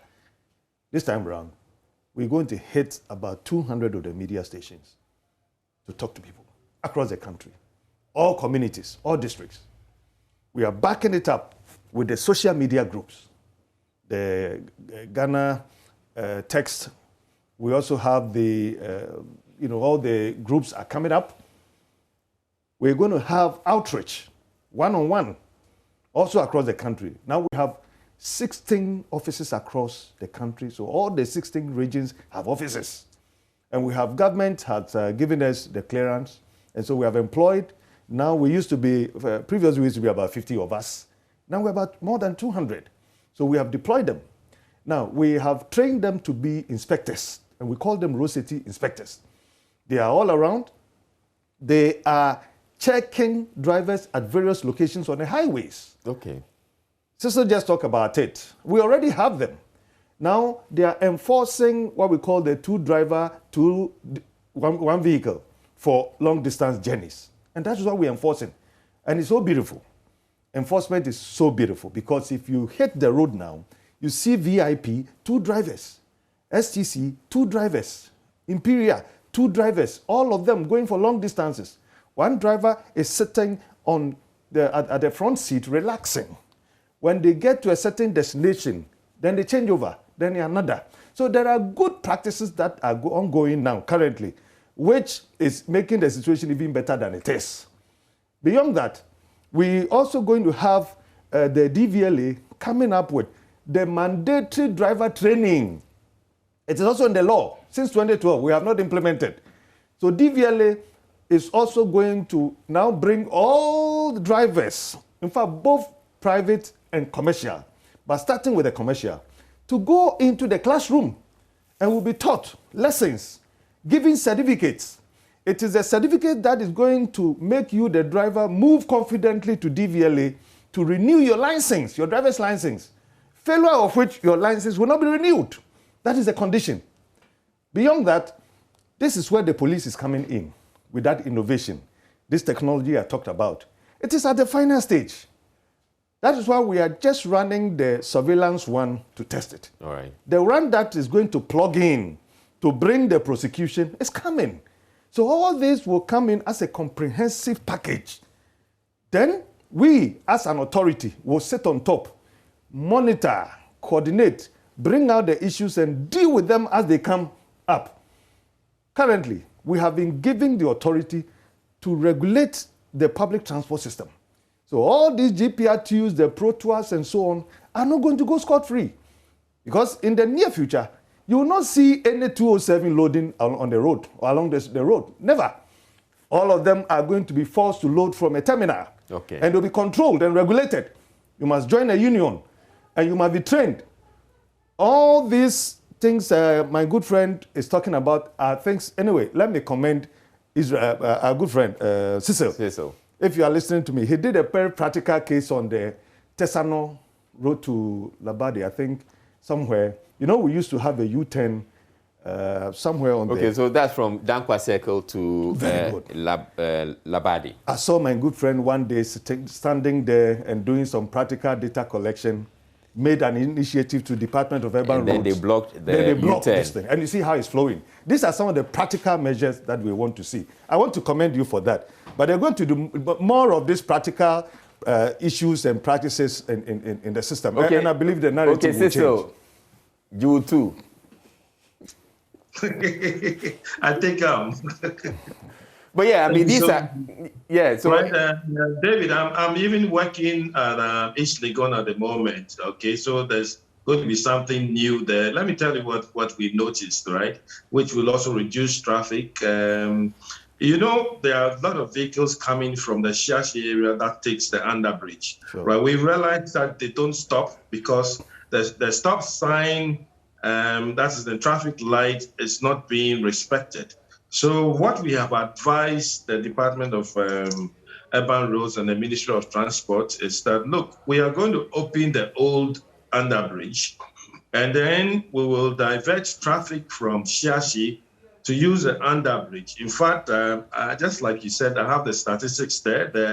The traffic light was allowing 42 vehicles to join the sprinters in minutes and 5 seconds. Now we will ask them to do it 2 minutes, and it will allow 72 vehicles to join the sprinters. David, I'm giving you real facts, okay? That's why you're a consultant, you know. We have spoken to them, and we'll go to the field to let it work, okay? Because the old underbridge is not being used, and if you get there, it's just so sad that people have rather used that place for a defecation center. And I mean, I just ask myself, why should this happen? So we are going to do that, and then people cannot, I mean, drivers cannot take rights to go under the new underbridge.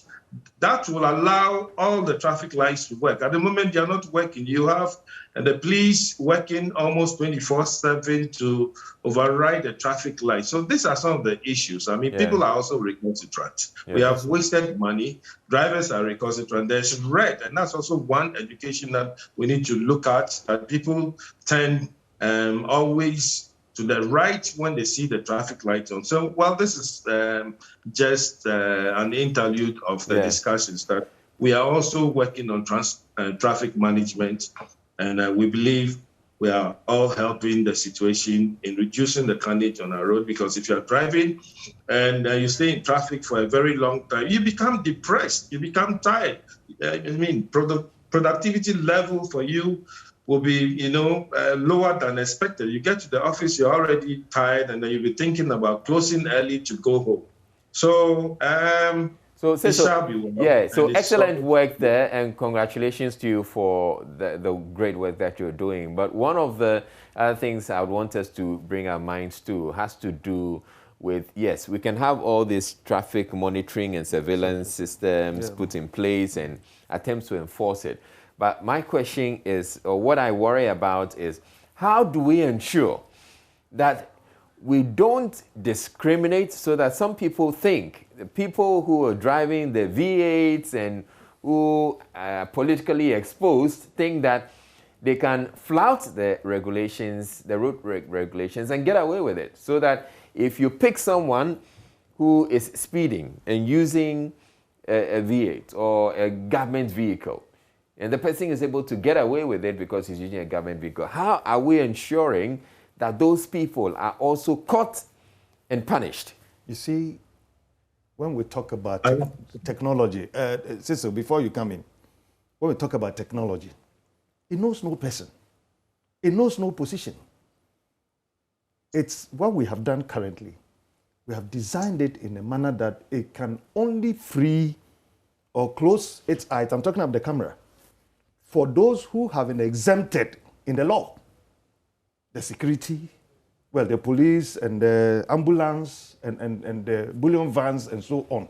Any other person will come under it. So there's no way of interference. There's no way that anybody can go out of it. Once we have all been programmed into it, the camera works in that manner. Even beyond that, between now and when you're going to see the first camera operating, we are going under automatically.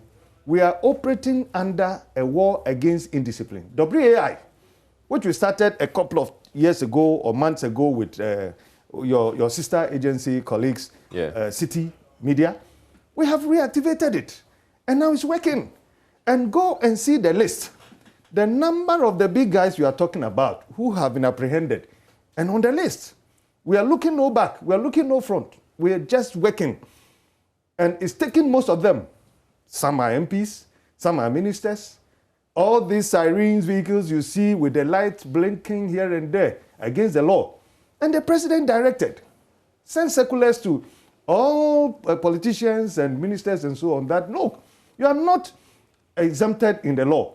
So the police can arrest whoever flouts the law. And they are all being arrested now.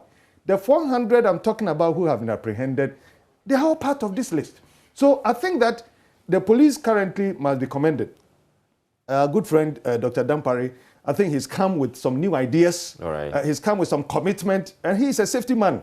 I have every conviction that moving forward, things are going to be different. Our education that we do will now be backed by strong support and vigorous enforcement from the police. And that is where we can make the trick. All right. Mr. Gabra, are you convinced now that this system that we're putting in place will ensure that nobody escapes it, especially the politicians and the people in high places?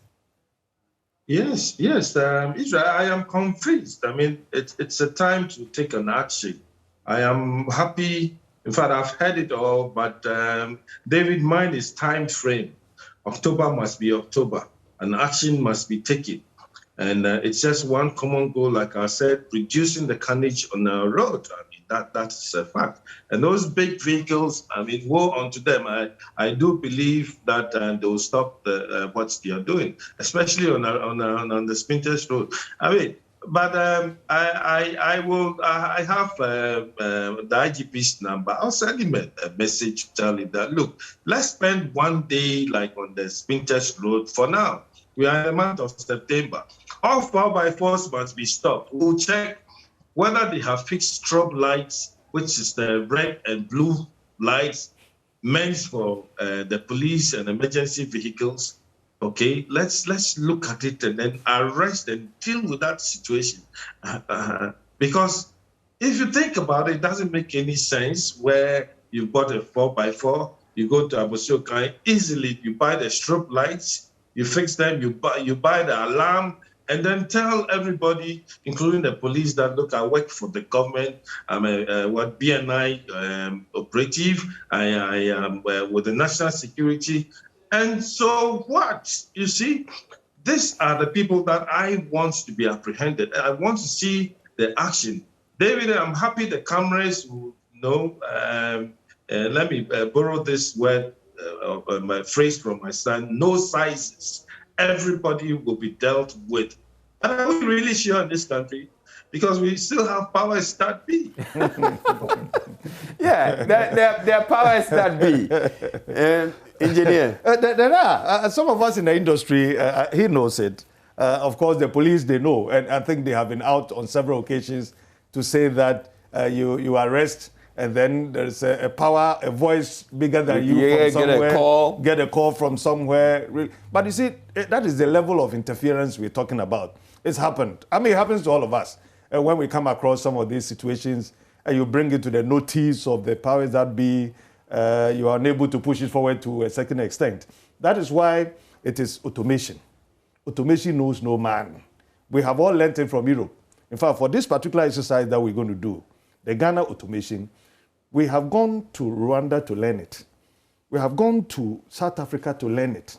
And we have the experience of the US and the Netherlands, as he's saying. And we have put together, this is the Ghana made.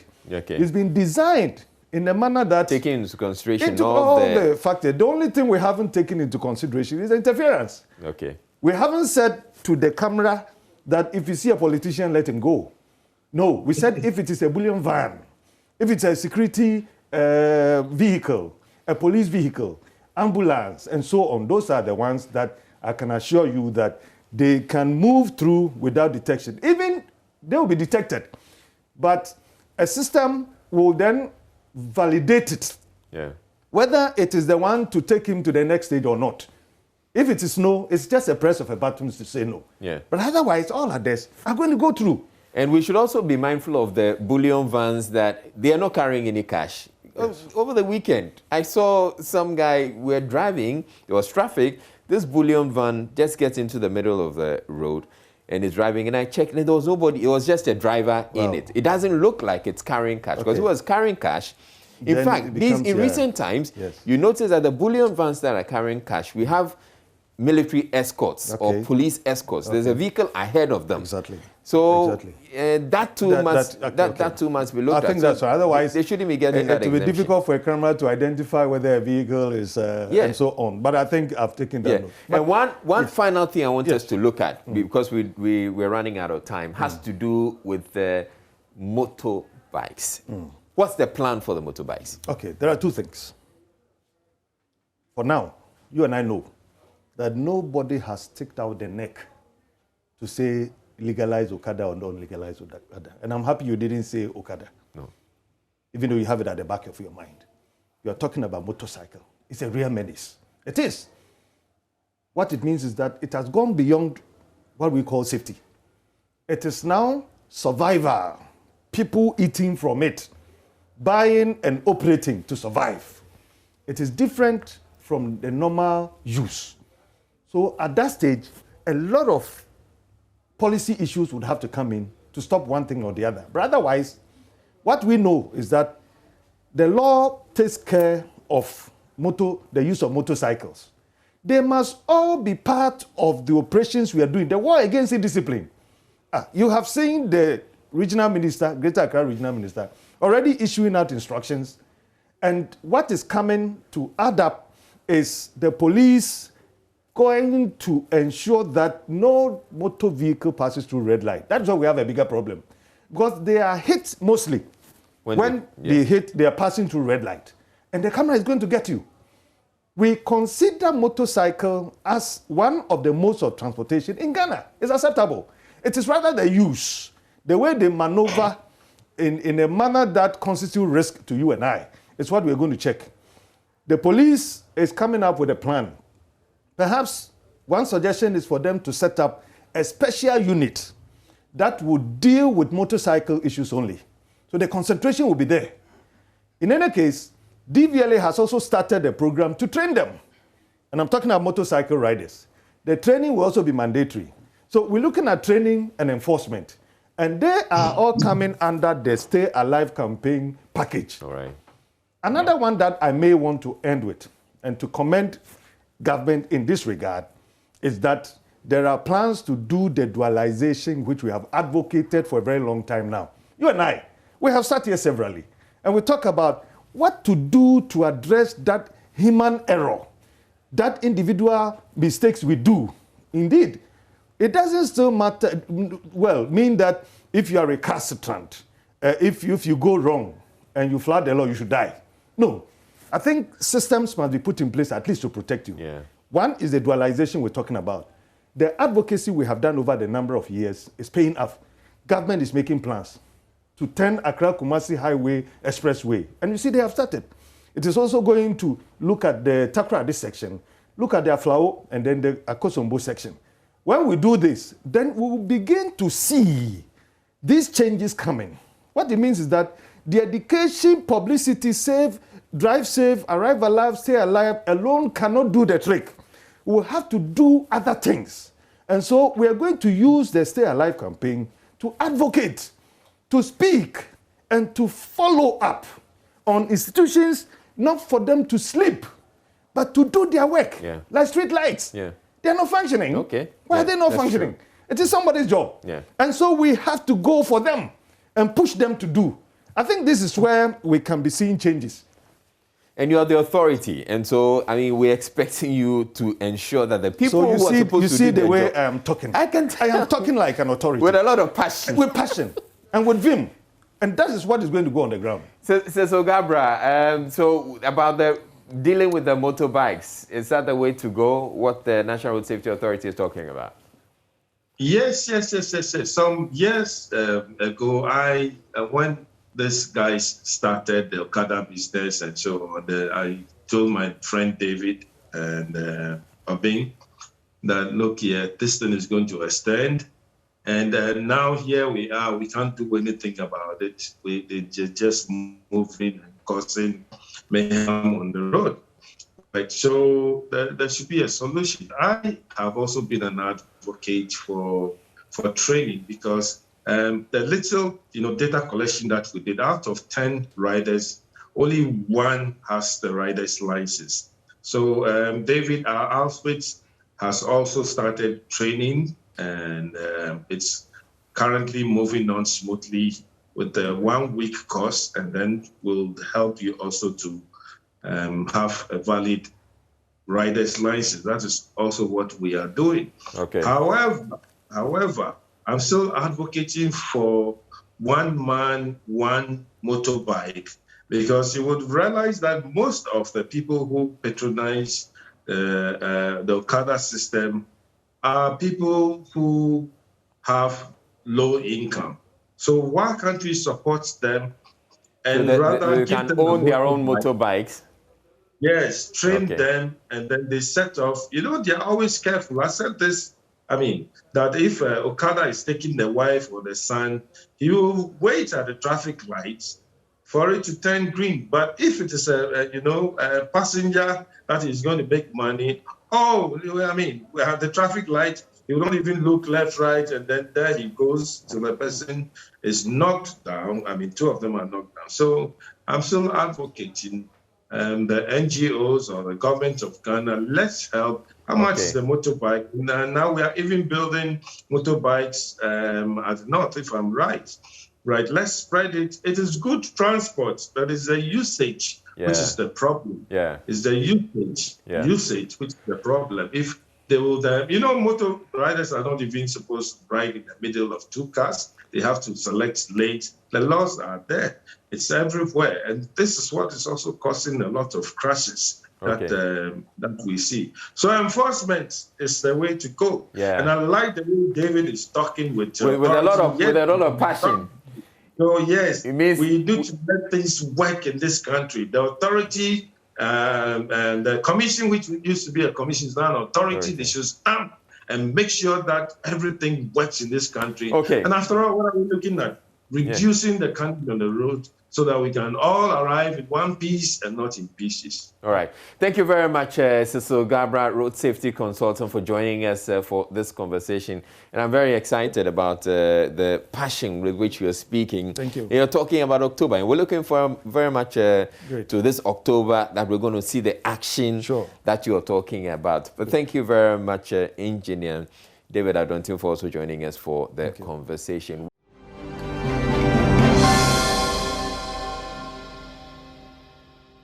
We're heading out onto the streets. Enimwa is out, and he is at some road transport terminal, the new plant station, to check if the peer-to-peer campaign, which the Ghana Health Service launched, which is to get people to comply with the COVID-19 safety protocols, is working. So, hello, Enimwa. What have you been able to find out so far? So we're coming to you live from the Neopian station here at Circle. And it's been a very interesting morning. I've counted about 112 people before I counted the first person who was wearing a face mask. So I'm not going to say 1 in 112, but if the camera pans around, you would see that people are just not wearing face masks at all. Now, this morning, we're here to speak to the drivers about whether they're enforcing the peer-to-peer system that was set up, so that drivers are making sure that their passengers are wearing face masks when they get into the car or when they board the car. The conversation is almost moot because they're not actually wearing the face mask themselves to then actually enforce. And of course, once you try to talk about enforcement and COVID-19, it becomes a whole political conversation. But anyway, let me speak to some of the drivers here. Patra Braname Faunkasa.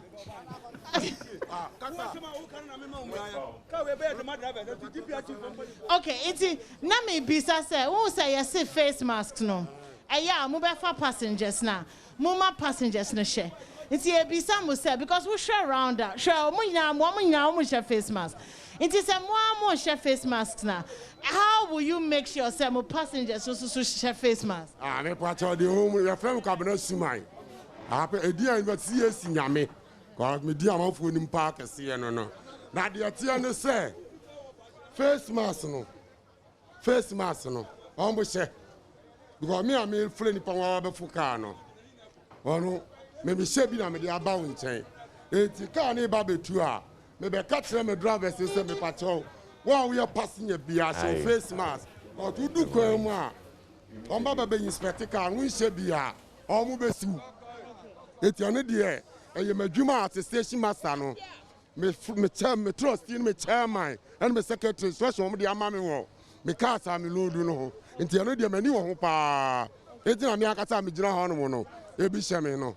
But and cover wo hwene o. Me de aka ni say me no kata sisi an nti no. And I'm a man in cover me hene. But me jono me ye adwuma de a e cover me hene. I see. Another question. Who's a wish around her? Of me county 112 people. And son I mean one person or share face mask. And apart from say one bet snaka no more share face mask no. How about say woman in am around now? Because we drivers ni messing na wish around her one share mask. Me pato enya me drivers there. Omo mu John most anya drivers. Omo ye den. Omo ye outside, omo ye helpers I say obi free baby a no odi akire. O baba be so an ni oma. Say out the Ghana adwuma ni a. Eti ono osori anopa no. O fight say obenya bibi kakra dey. Edi. Eti ono osori na Dominica dey. Edi akire. But what you say? Matthias. But with drivers in there, what share? Available, because answer na me no be urad office one no. Gate na no ya trouble say we say no smart I want me ura ho no. Eti answer me be urad mo ka ju sika no. Also show be bia. Me ba so me baka no mu e be catch passengers no. Also bia answer ne de. Say de asu be because e bia de hot in nchen mu de wo no. Enti ane de me ni wo ho a say bi ren pay for to this adwuma na dey. Ahye me nsa. Okay, into your buy no. Na man be around me who baby a wife wafa. But here kasa no say onukra on believe say yarea no wo ho. Ewo ha no wo sha. Is this something that people believe say yarea na eni ho kra bio? Me pacha yarea ne de. So aka tell me say eni ho no ma. Aka tell me say eni ho no ma. Na we twantro. But ni nyina ne say wa ni padua no. Wo be protect ho. Because me babia me point me badua me turn no smas me yenu me de ba ko ye adwuma e bo one am asesa me de Friday and pa me point ya no o se me sai dey oto fufuro a me san de afuka dey akofie because yes say ebia bibi maka chenchina me fanye me ho o se me de ye me ho god me be yare da fie a obi enu baba be he me yere ne me ma. Okay, thank you very much. Inti, we are going to just take a quick walk around so that you can have a look at what's going on here. I'm going to speak to one of the drivers who was telling me, Meba, I was going to speak to one of the drivers who was telling me that sometimes it's the passengers who are stubborn. Pacha, good morning. Inti, now we'll catch them and say, passengers, and sometimes will you tell them to wear the mask? One more hard drink, kakra. No, great. A passenger for an home to Kwan. On Tokra Murakan Mukrano, na Eddie. And a Haroma who say, Hano, Yareno, and Sada in Ni Esa. Yareno is a moment who play air ban, no, Yasaska for no Yari. Kaya Yareno cried, aha, ya Casa 101, you tell me, German, no Casay. Ah, ye nya. Bibia report to be envious, I will be nya. You are saying, Corona COVID-19, Ubiana be wada. You would report to Mbua. In the if you are more movie, Blucha or Moba. Or Moba, and Omunyasa, they are no Mobus of Omunyasa. Bayano, aha, Sabi, or the Namay. Do be trebby, do Ben and Nema, Yan and Nema, or no sign of no new beanie, on Coapot, Uncle Perry. It's a handbar so, Obi Flabo Chaba. Ba oba befo ka onu bia do yare wo no ho a be pato me yare wo no ho a anu e betime den e betim do abe side po ka no Ejina yama obia eden. Steady say on set the max. Until me kai say obi bia obeshe me say me de me no kasa ene me yi sisi.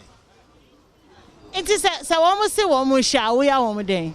Dabi so one sha can they be a sure say wear your face mask before you enter the bus.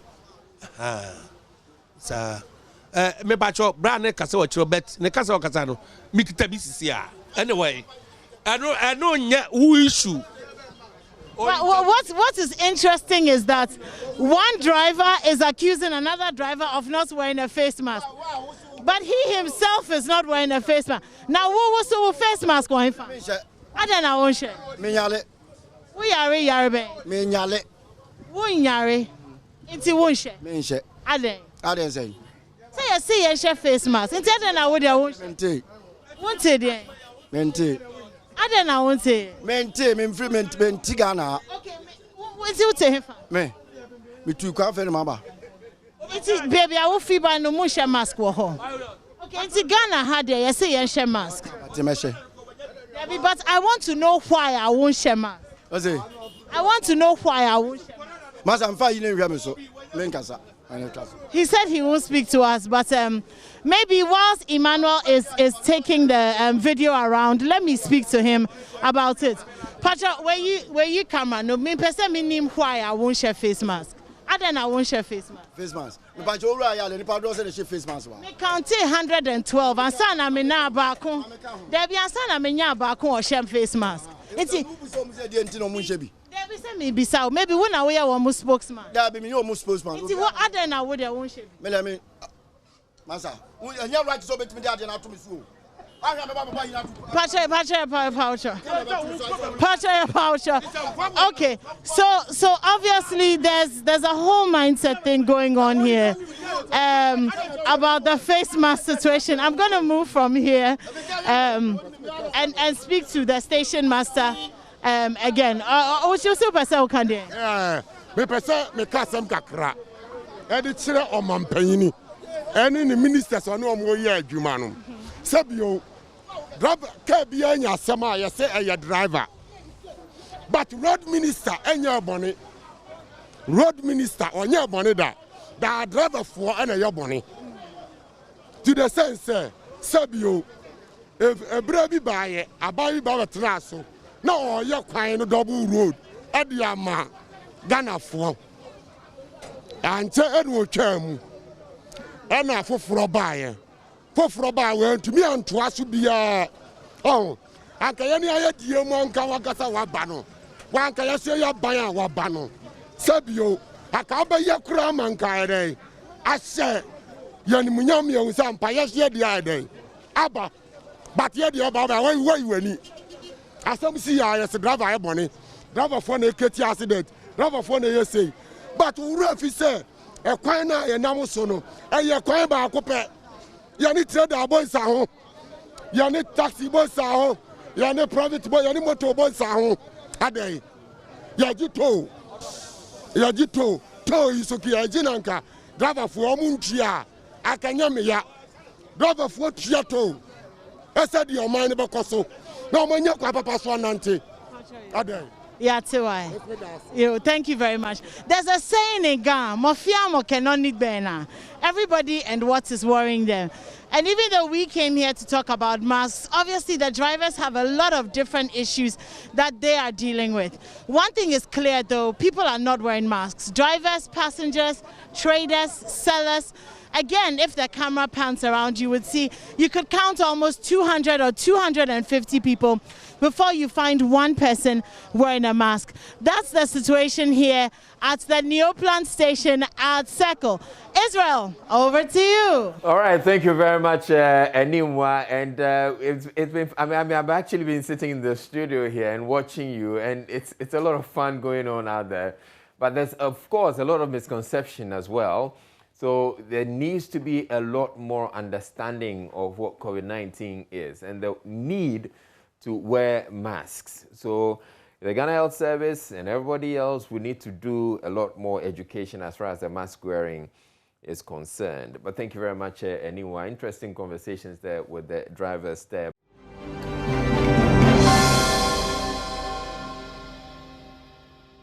I'm joined in the studio by Winston Warbill. He is the head Advantage at Advantage Banking at EcoBank, and we're just watching Enimwa, and we've thought the responses we're getting from the drivers were very, very, very, very interesting as far as mask wearing is concerned. But yes, we're talking Habitat Fair 2021, the EcoBank JoyNews Habitat Fair. The first of the 3 mini clinics that we're having is coming on this Saturday, and it's at the Achimota Retail Center. Winston is going to be telling us about some packages that EcoBank has for people who want to own their own homes. And thank you very much for joining us, and I'm sure you're looking forward to the first mini clinic which we're having this Saturday. Absolutely. Okay, yeah. So one of the exciting things that people can look forward to is the package that EcoBank has for people who want to own their homes. If you could just walk us through that. Okay, thank you very much, Israel, and good morning. So this year, and of course coming at the heels of what happened last year, it was amazing. The feedback was great. That is why EcoBank decided to come back this year to partner Joy on this. So what we are offering customers and prospective customers this year around is that we are not just giving you financing, we are not just giving you a mortgage, we are actually going to give you advice, we're going to give you a few tips, a few pointers in making the right decision when it comes to home ownership. And we're also partnering with all our developers, exhibitors who will be exhibiting during the fair, are also our partners. So we are just not giving you financing, we're actually pointing you to the right homes also to make sure that everybody is getting his money's worth. Okay, so a lot of the time people think that, okay, if I have to go and take a mortgage, it's a mortgage, once I take a mortgage, I can never finish paying. But EcoBank has been saying that it's not just about, you think that some particular packages, or when it talks about mortgage, it's just one with straight jacket, but EcoBank has some options, so that it's not just about the regular mortgage or the mortgage as we've always known it. EcoBank is a bit more flexible when it comes to its mortgage packages. So I'm sure that people would want to know some of the exciting things that you have in store. Okay, that's great. So you are very right. So when it comes to mortgages, yes, we have a few variants. For instance, there are people who already have their existing homes. With time, maybe you want to expand, do home improvements. So we actually fund you in that regards also. So when we talk about mortgage in EcoBank, we are not talking only about owning a new house, even with your existing house. Because most of the time you realize people buy a house and they tell you, oh, it's 2-bedroom, expandable to 3.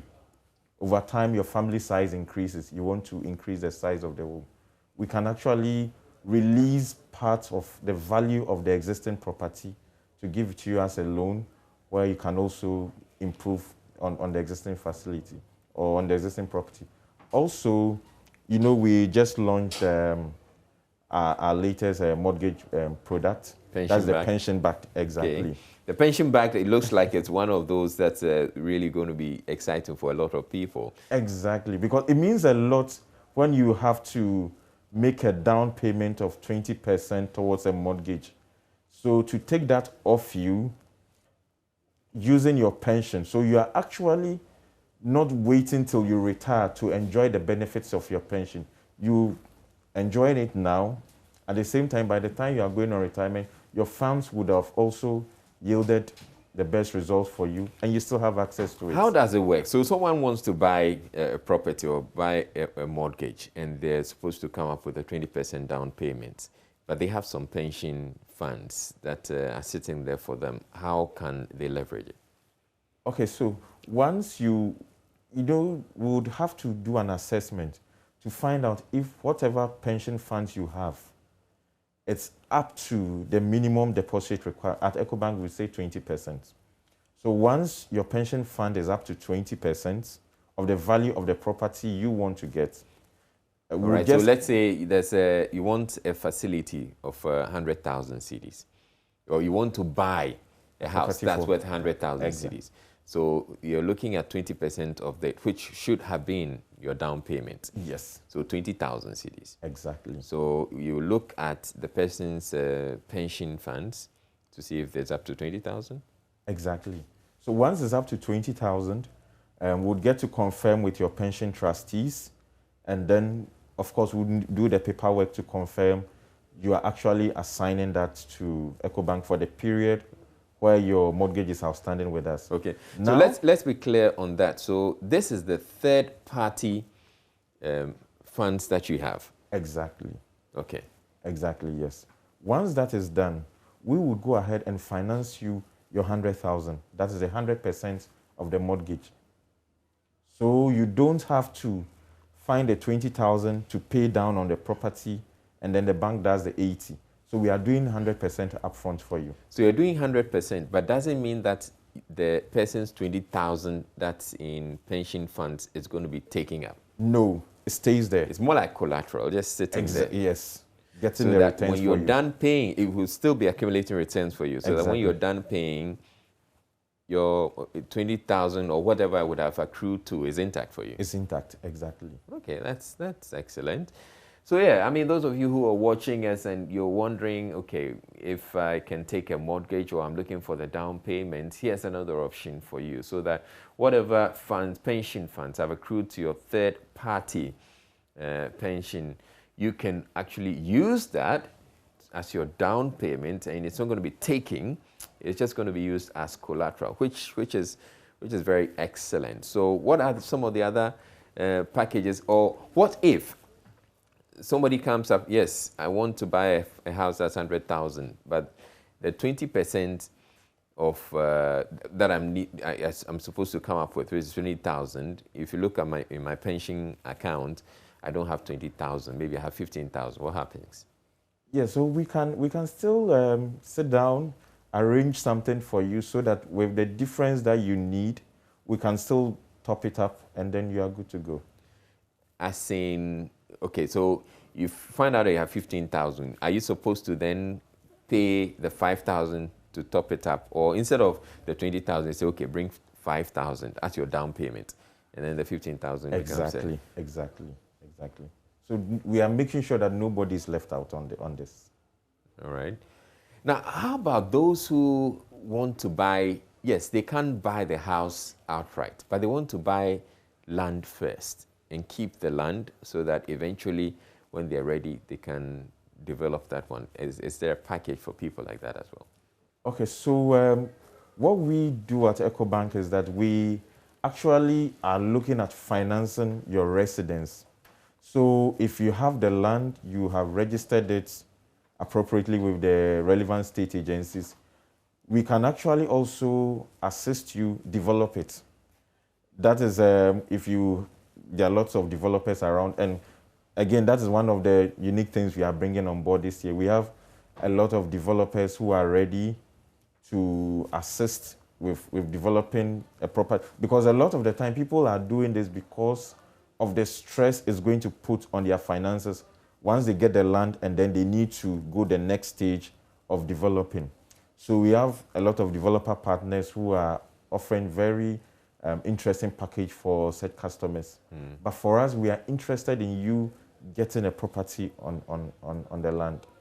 So if someone has seen some land that they're interested in, they can't come to you for a facility for that? It would depend. For those one, we treat it on a case-by-case basis, depending on where the land is. Okay. And to make sure that it is properly registered, yes, and titled, yes, with the relevant state agencies also. So you've been talking about the EcoBank residential mortgage package. What is unique about it?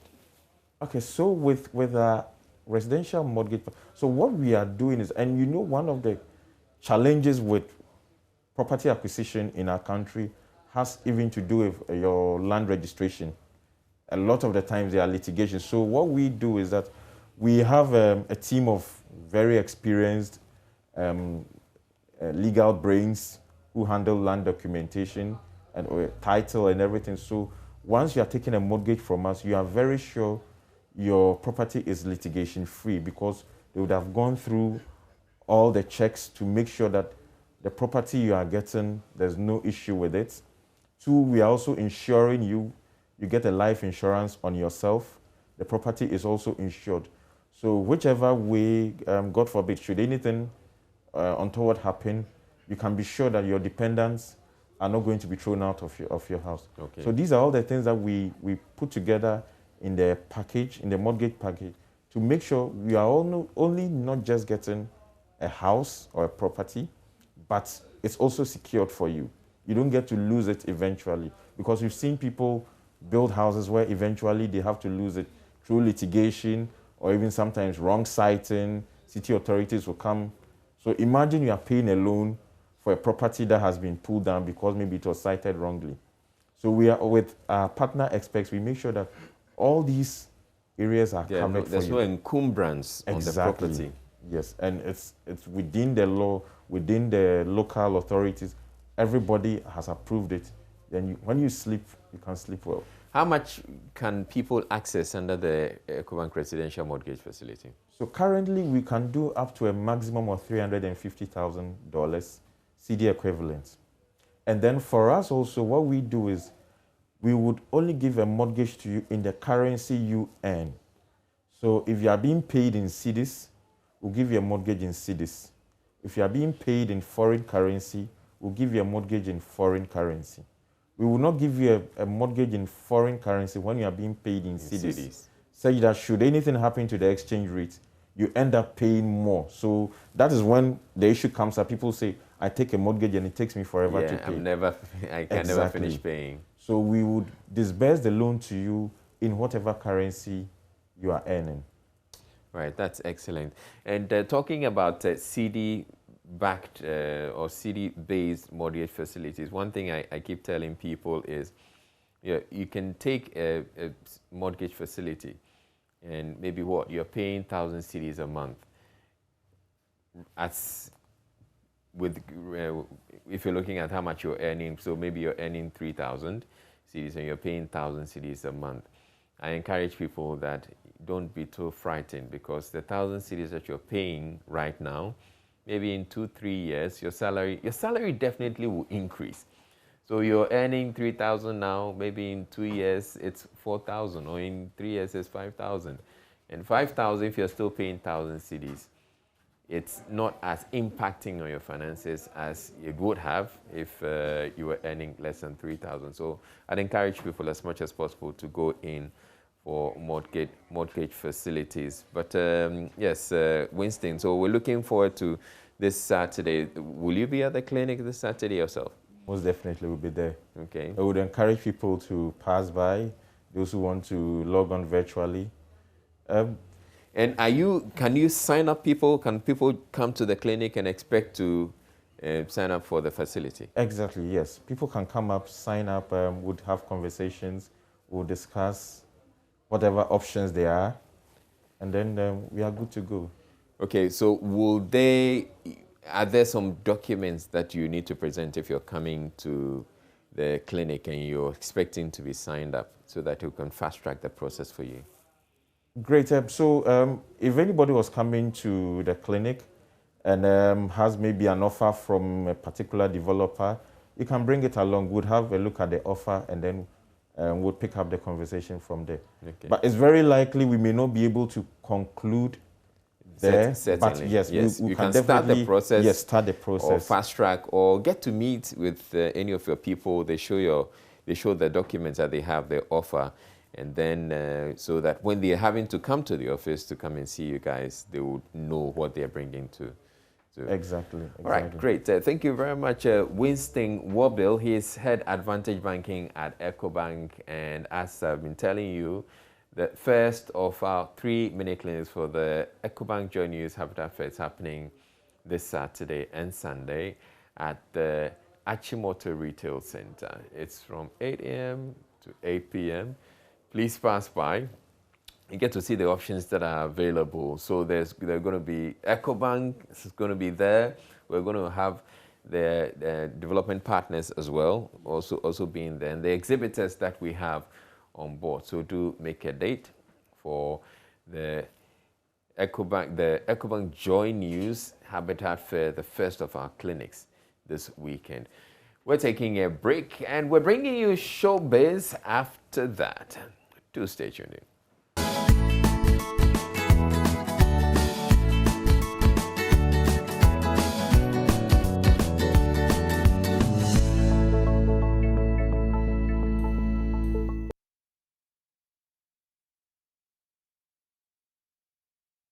And you're welcome to the showbiz part of the AM show. Well, over the weekend, a lot has been said about music. That is music becoming cheap, or is it technology that is making music look like it's cheap? Well, it happened on the Showbiz A to Z on Joy FM. And Uncle Ken, who was part of the panel and also a music connoisseur, says he believes that nowadays the music is done for the dance floor, not for the listening pleasure where you can lounge and just soak it in and listen to good music. This is what he said in the studios of Joy 99.7 FM.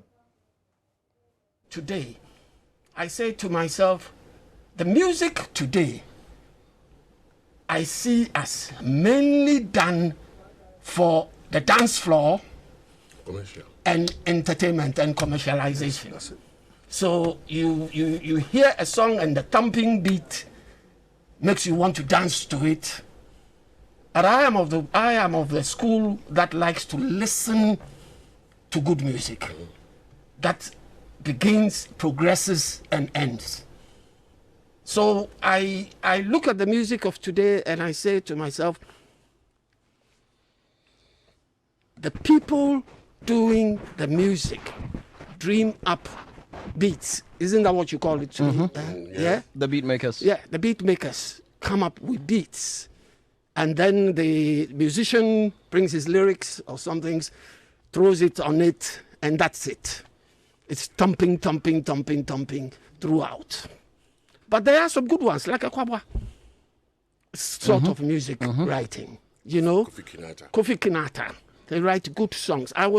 George, this afternoon, I happened to hear a song on radio just before coming here. I didn't know the song, so I had to Shazam it. I didn't know the artist. I had to Shazam it very quickly because I thought, sorry? Is it Ghanaian? And that was Uncle Ken throwing praises to Akwaboah and Kofi Kinata for good music that you can sit and listen. Well, Zabalet, who is a record engineer, sound producer or record engineer, legendary one in that matter here in the country, also said that it is true. But you see, you can have a hit song, but the hit song does not necessarily make the hit a song. Yeah, that's what he said. You can have a hit for a song, but the hit might necessarily not be a song. He explains to George Quay. What are we rewarding? That's what we have to ask ourselves. Are we rewarding popularity, or we are rewarding how much, or technical? Is it technical, or is it? It's a mix. It's a mix of both sometimes. Yes, obviously. But at the end of the day, sometimes the popularity side becomes it outweighs the technical. Let's face it. Yes. I've been on several boards. It's true. I've been on boards and I know about it. Yeah, sometimes it's true. The popularity, and look, the fact that your song is popular doesn't make it the best song. No. It doesn't make it an excellent song. No, it doesn't. I made this assertion, and I always make it that every song can be a hit, but it's not every hit that's a song. So you could have a hit and have an award. Yes, you've done well, everybody knows you, but it doesn't mean that is the best song or act within the conversation around. Well, that was Zap Mallet for you, leaving a lot of things to be spoken about on what he said. Yeah, you can have a hit song, but it's not necessarily a song. Now, let's wrap up with something from Strongman, who is saying that, yes, he has the love for Sarkodie anytime, any day. And every time he releases, he will post it, he will tweet about it. If he also releases, Sarkodie does same. But what can only see him back on Success Music is more money. Do you miss Success? when I drop songs, Sack still tweets sometimes, so it's normal. I don't need to miss success. After all, anytime I need Sarkodie, I can chat him and we can still get talking. So that's all. So you guys are cool? Yeah, we are cool. Even Statue, the rap song we just played, he tweeted it. We are cool. We are cool. Because I know he likes you so much. Sure, and I like him too. Way back at SHS, I've been a big Sarkodie fan. So I'm not one of those people like who just started supporting Sarkodie because they are waiting for tweets and stuff. You get me? Like we've been there way back. We've had a love for Sarkodie long ago, even before we got signed onto the label. So my own is not because I'm waiting for tweets and stuff. If he even chooses to stop tweeting, the love is still there. I do love Sarkodie, and if he drops songs and I see it and I'm cool with it, why not? I'm still going to tweet for him. What will make you go back to him? To success. Yeah. Right now, no. But no, maybe me pesca too much. I just say I won't be miscavy baby. You get me? Because right now, to be very honest, my manager can testify to that. Late, you know, little thing be I'm a person. Maybe I just want to see the money is involved before I will do it. That's why when we were talking about beeps again, I told you unless I see that maybe this opportunity is going to help, else I'm not going to. You know, I'm not going to rap for free. I'm not supposed to do it. And that is just about wrapping up for Showbiz on the AM show. Easy and Nimwa will be back to wrap up the show. But if you want to get all the stories, all you have to do is just log on to myjoyonline.com and you are going to get all the entertainment stories. The name is Ibrahim Ben Bako. Have a good morning.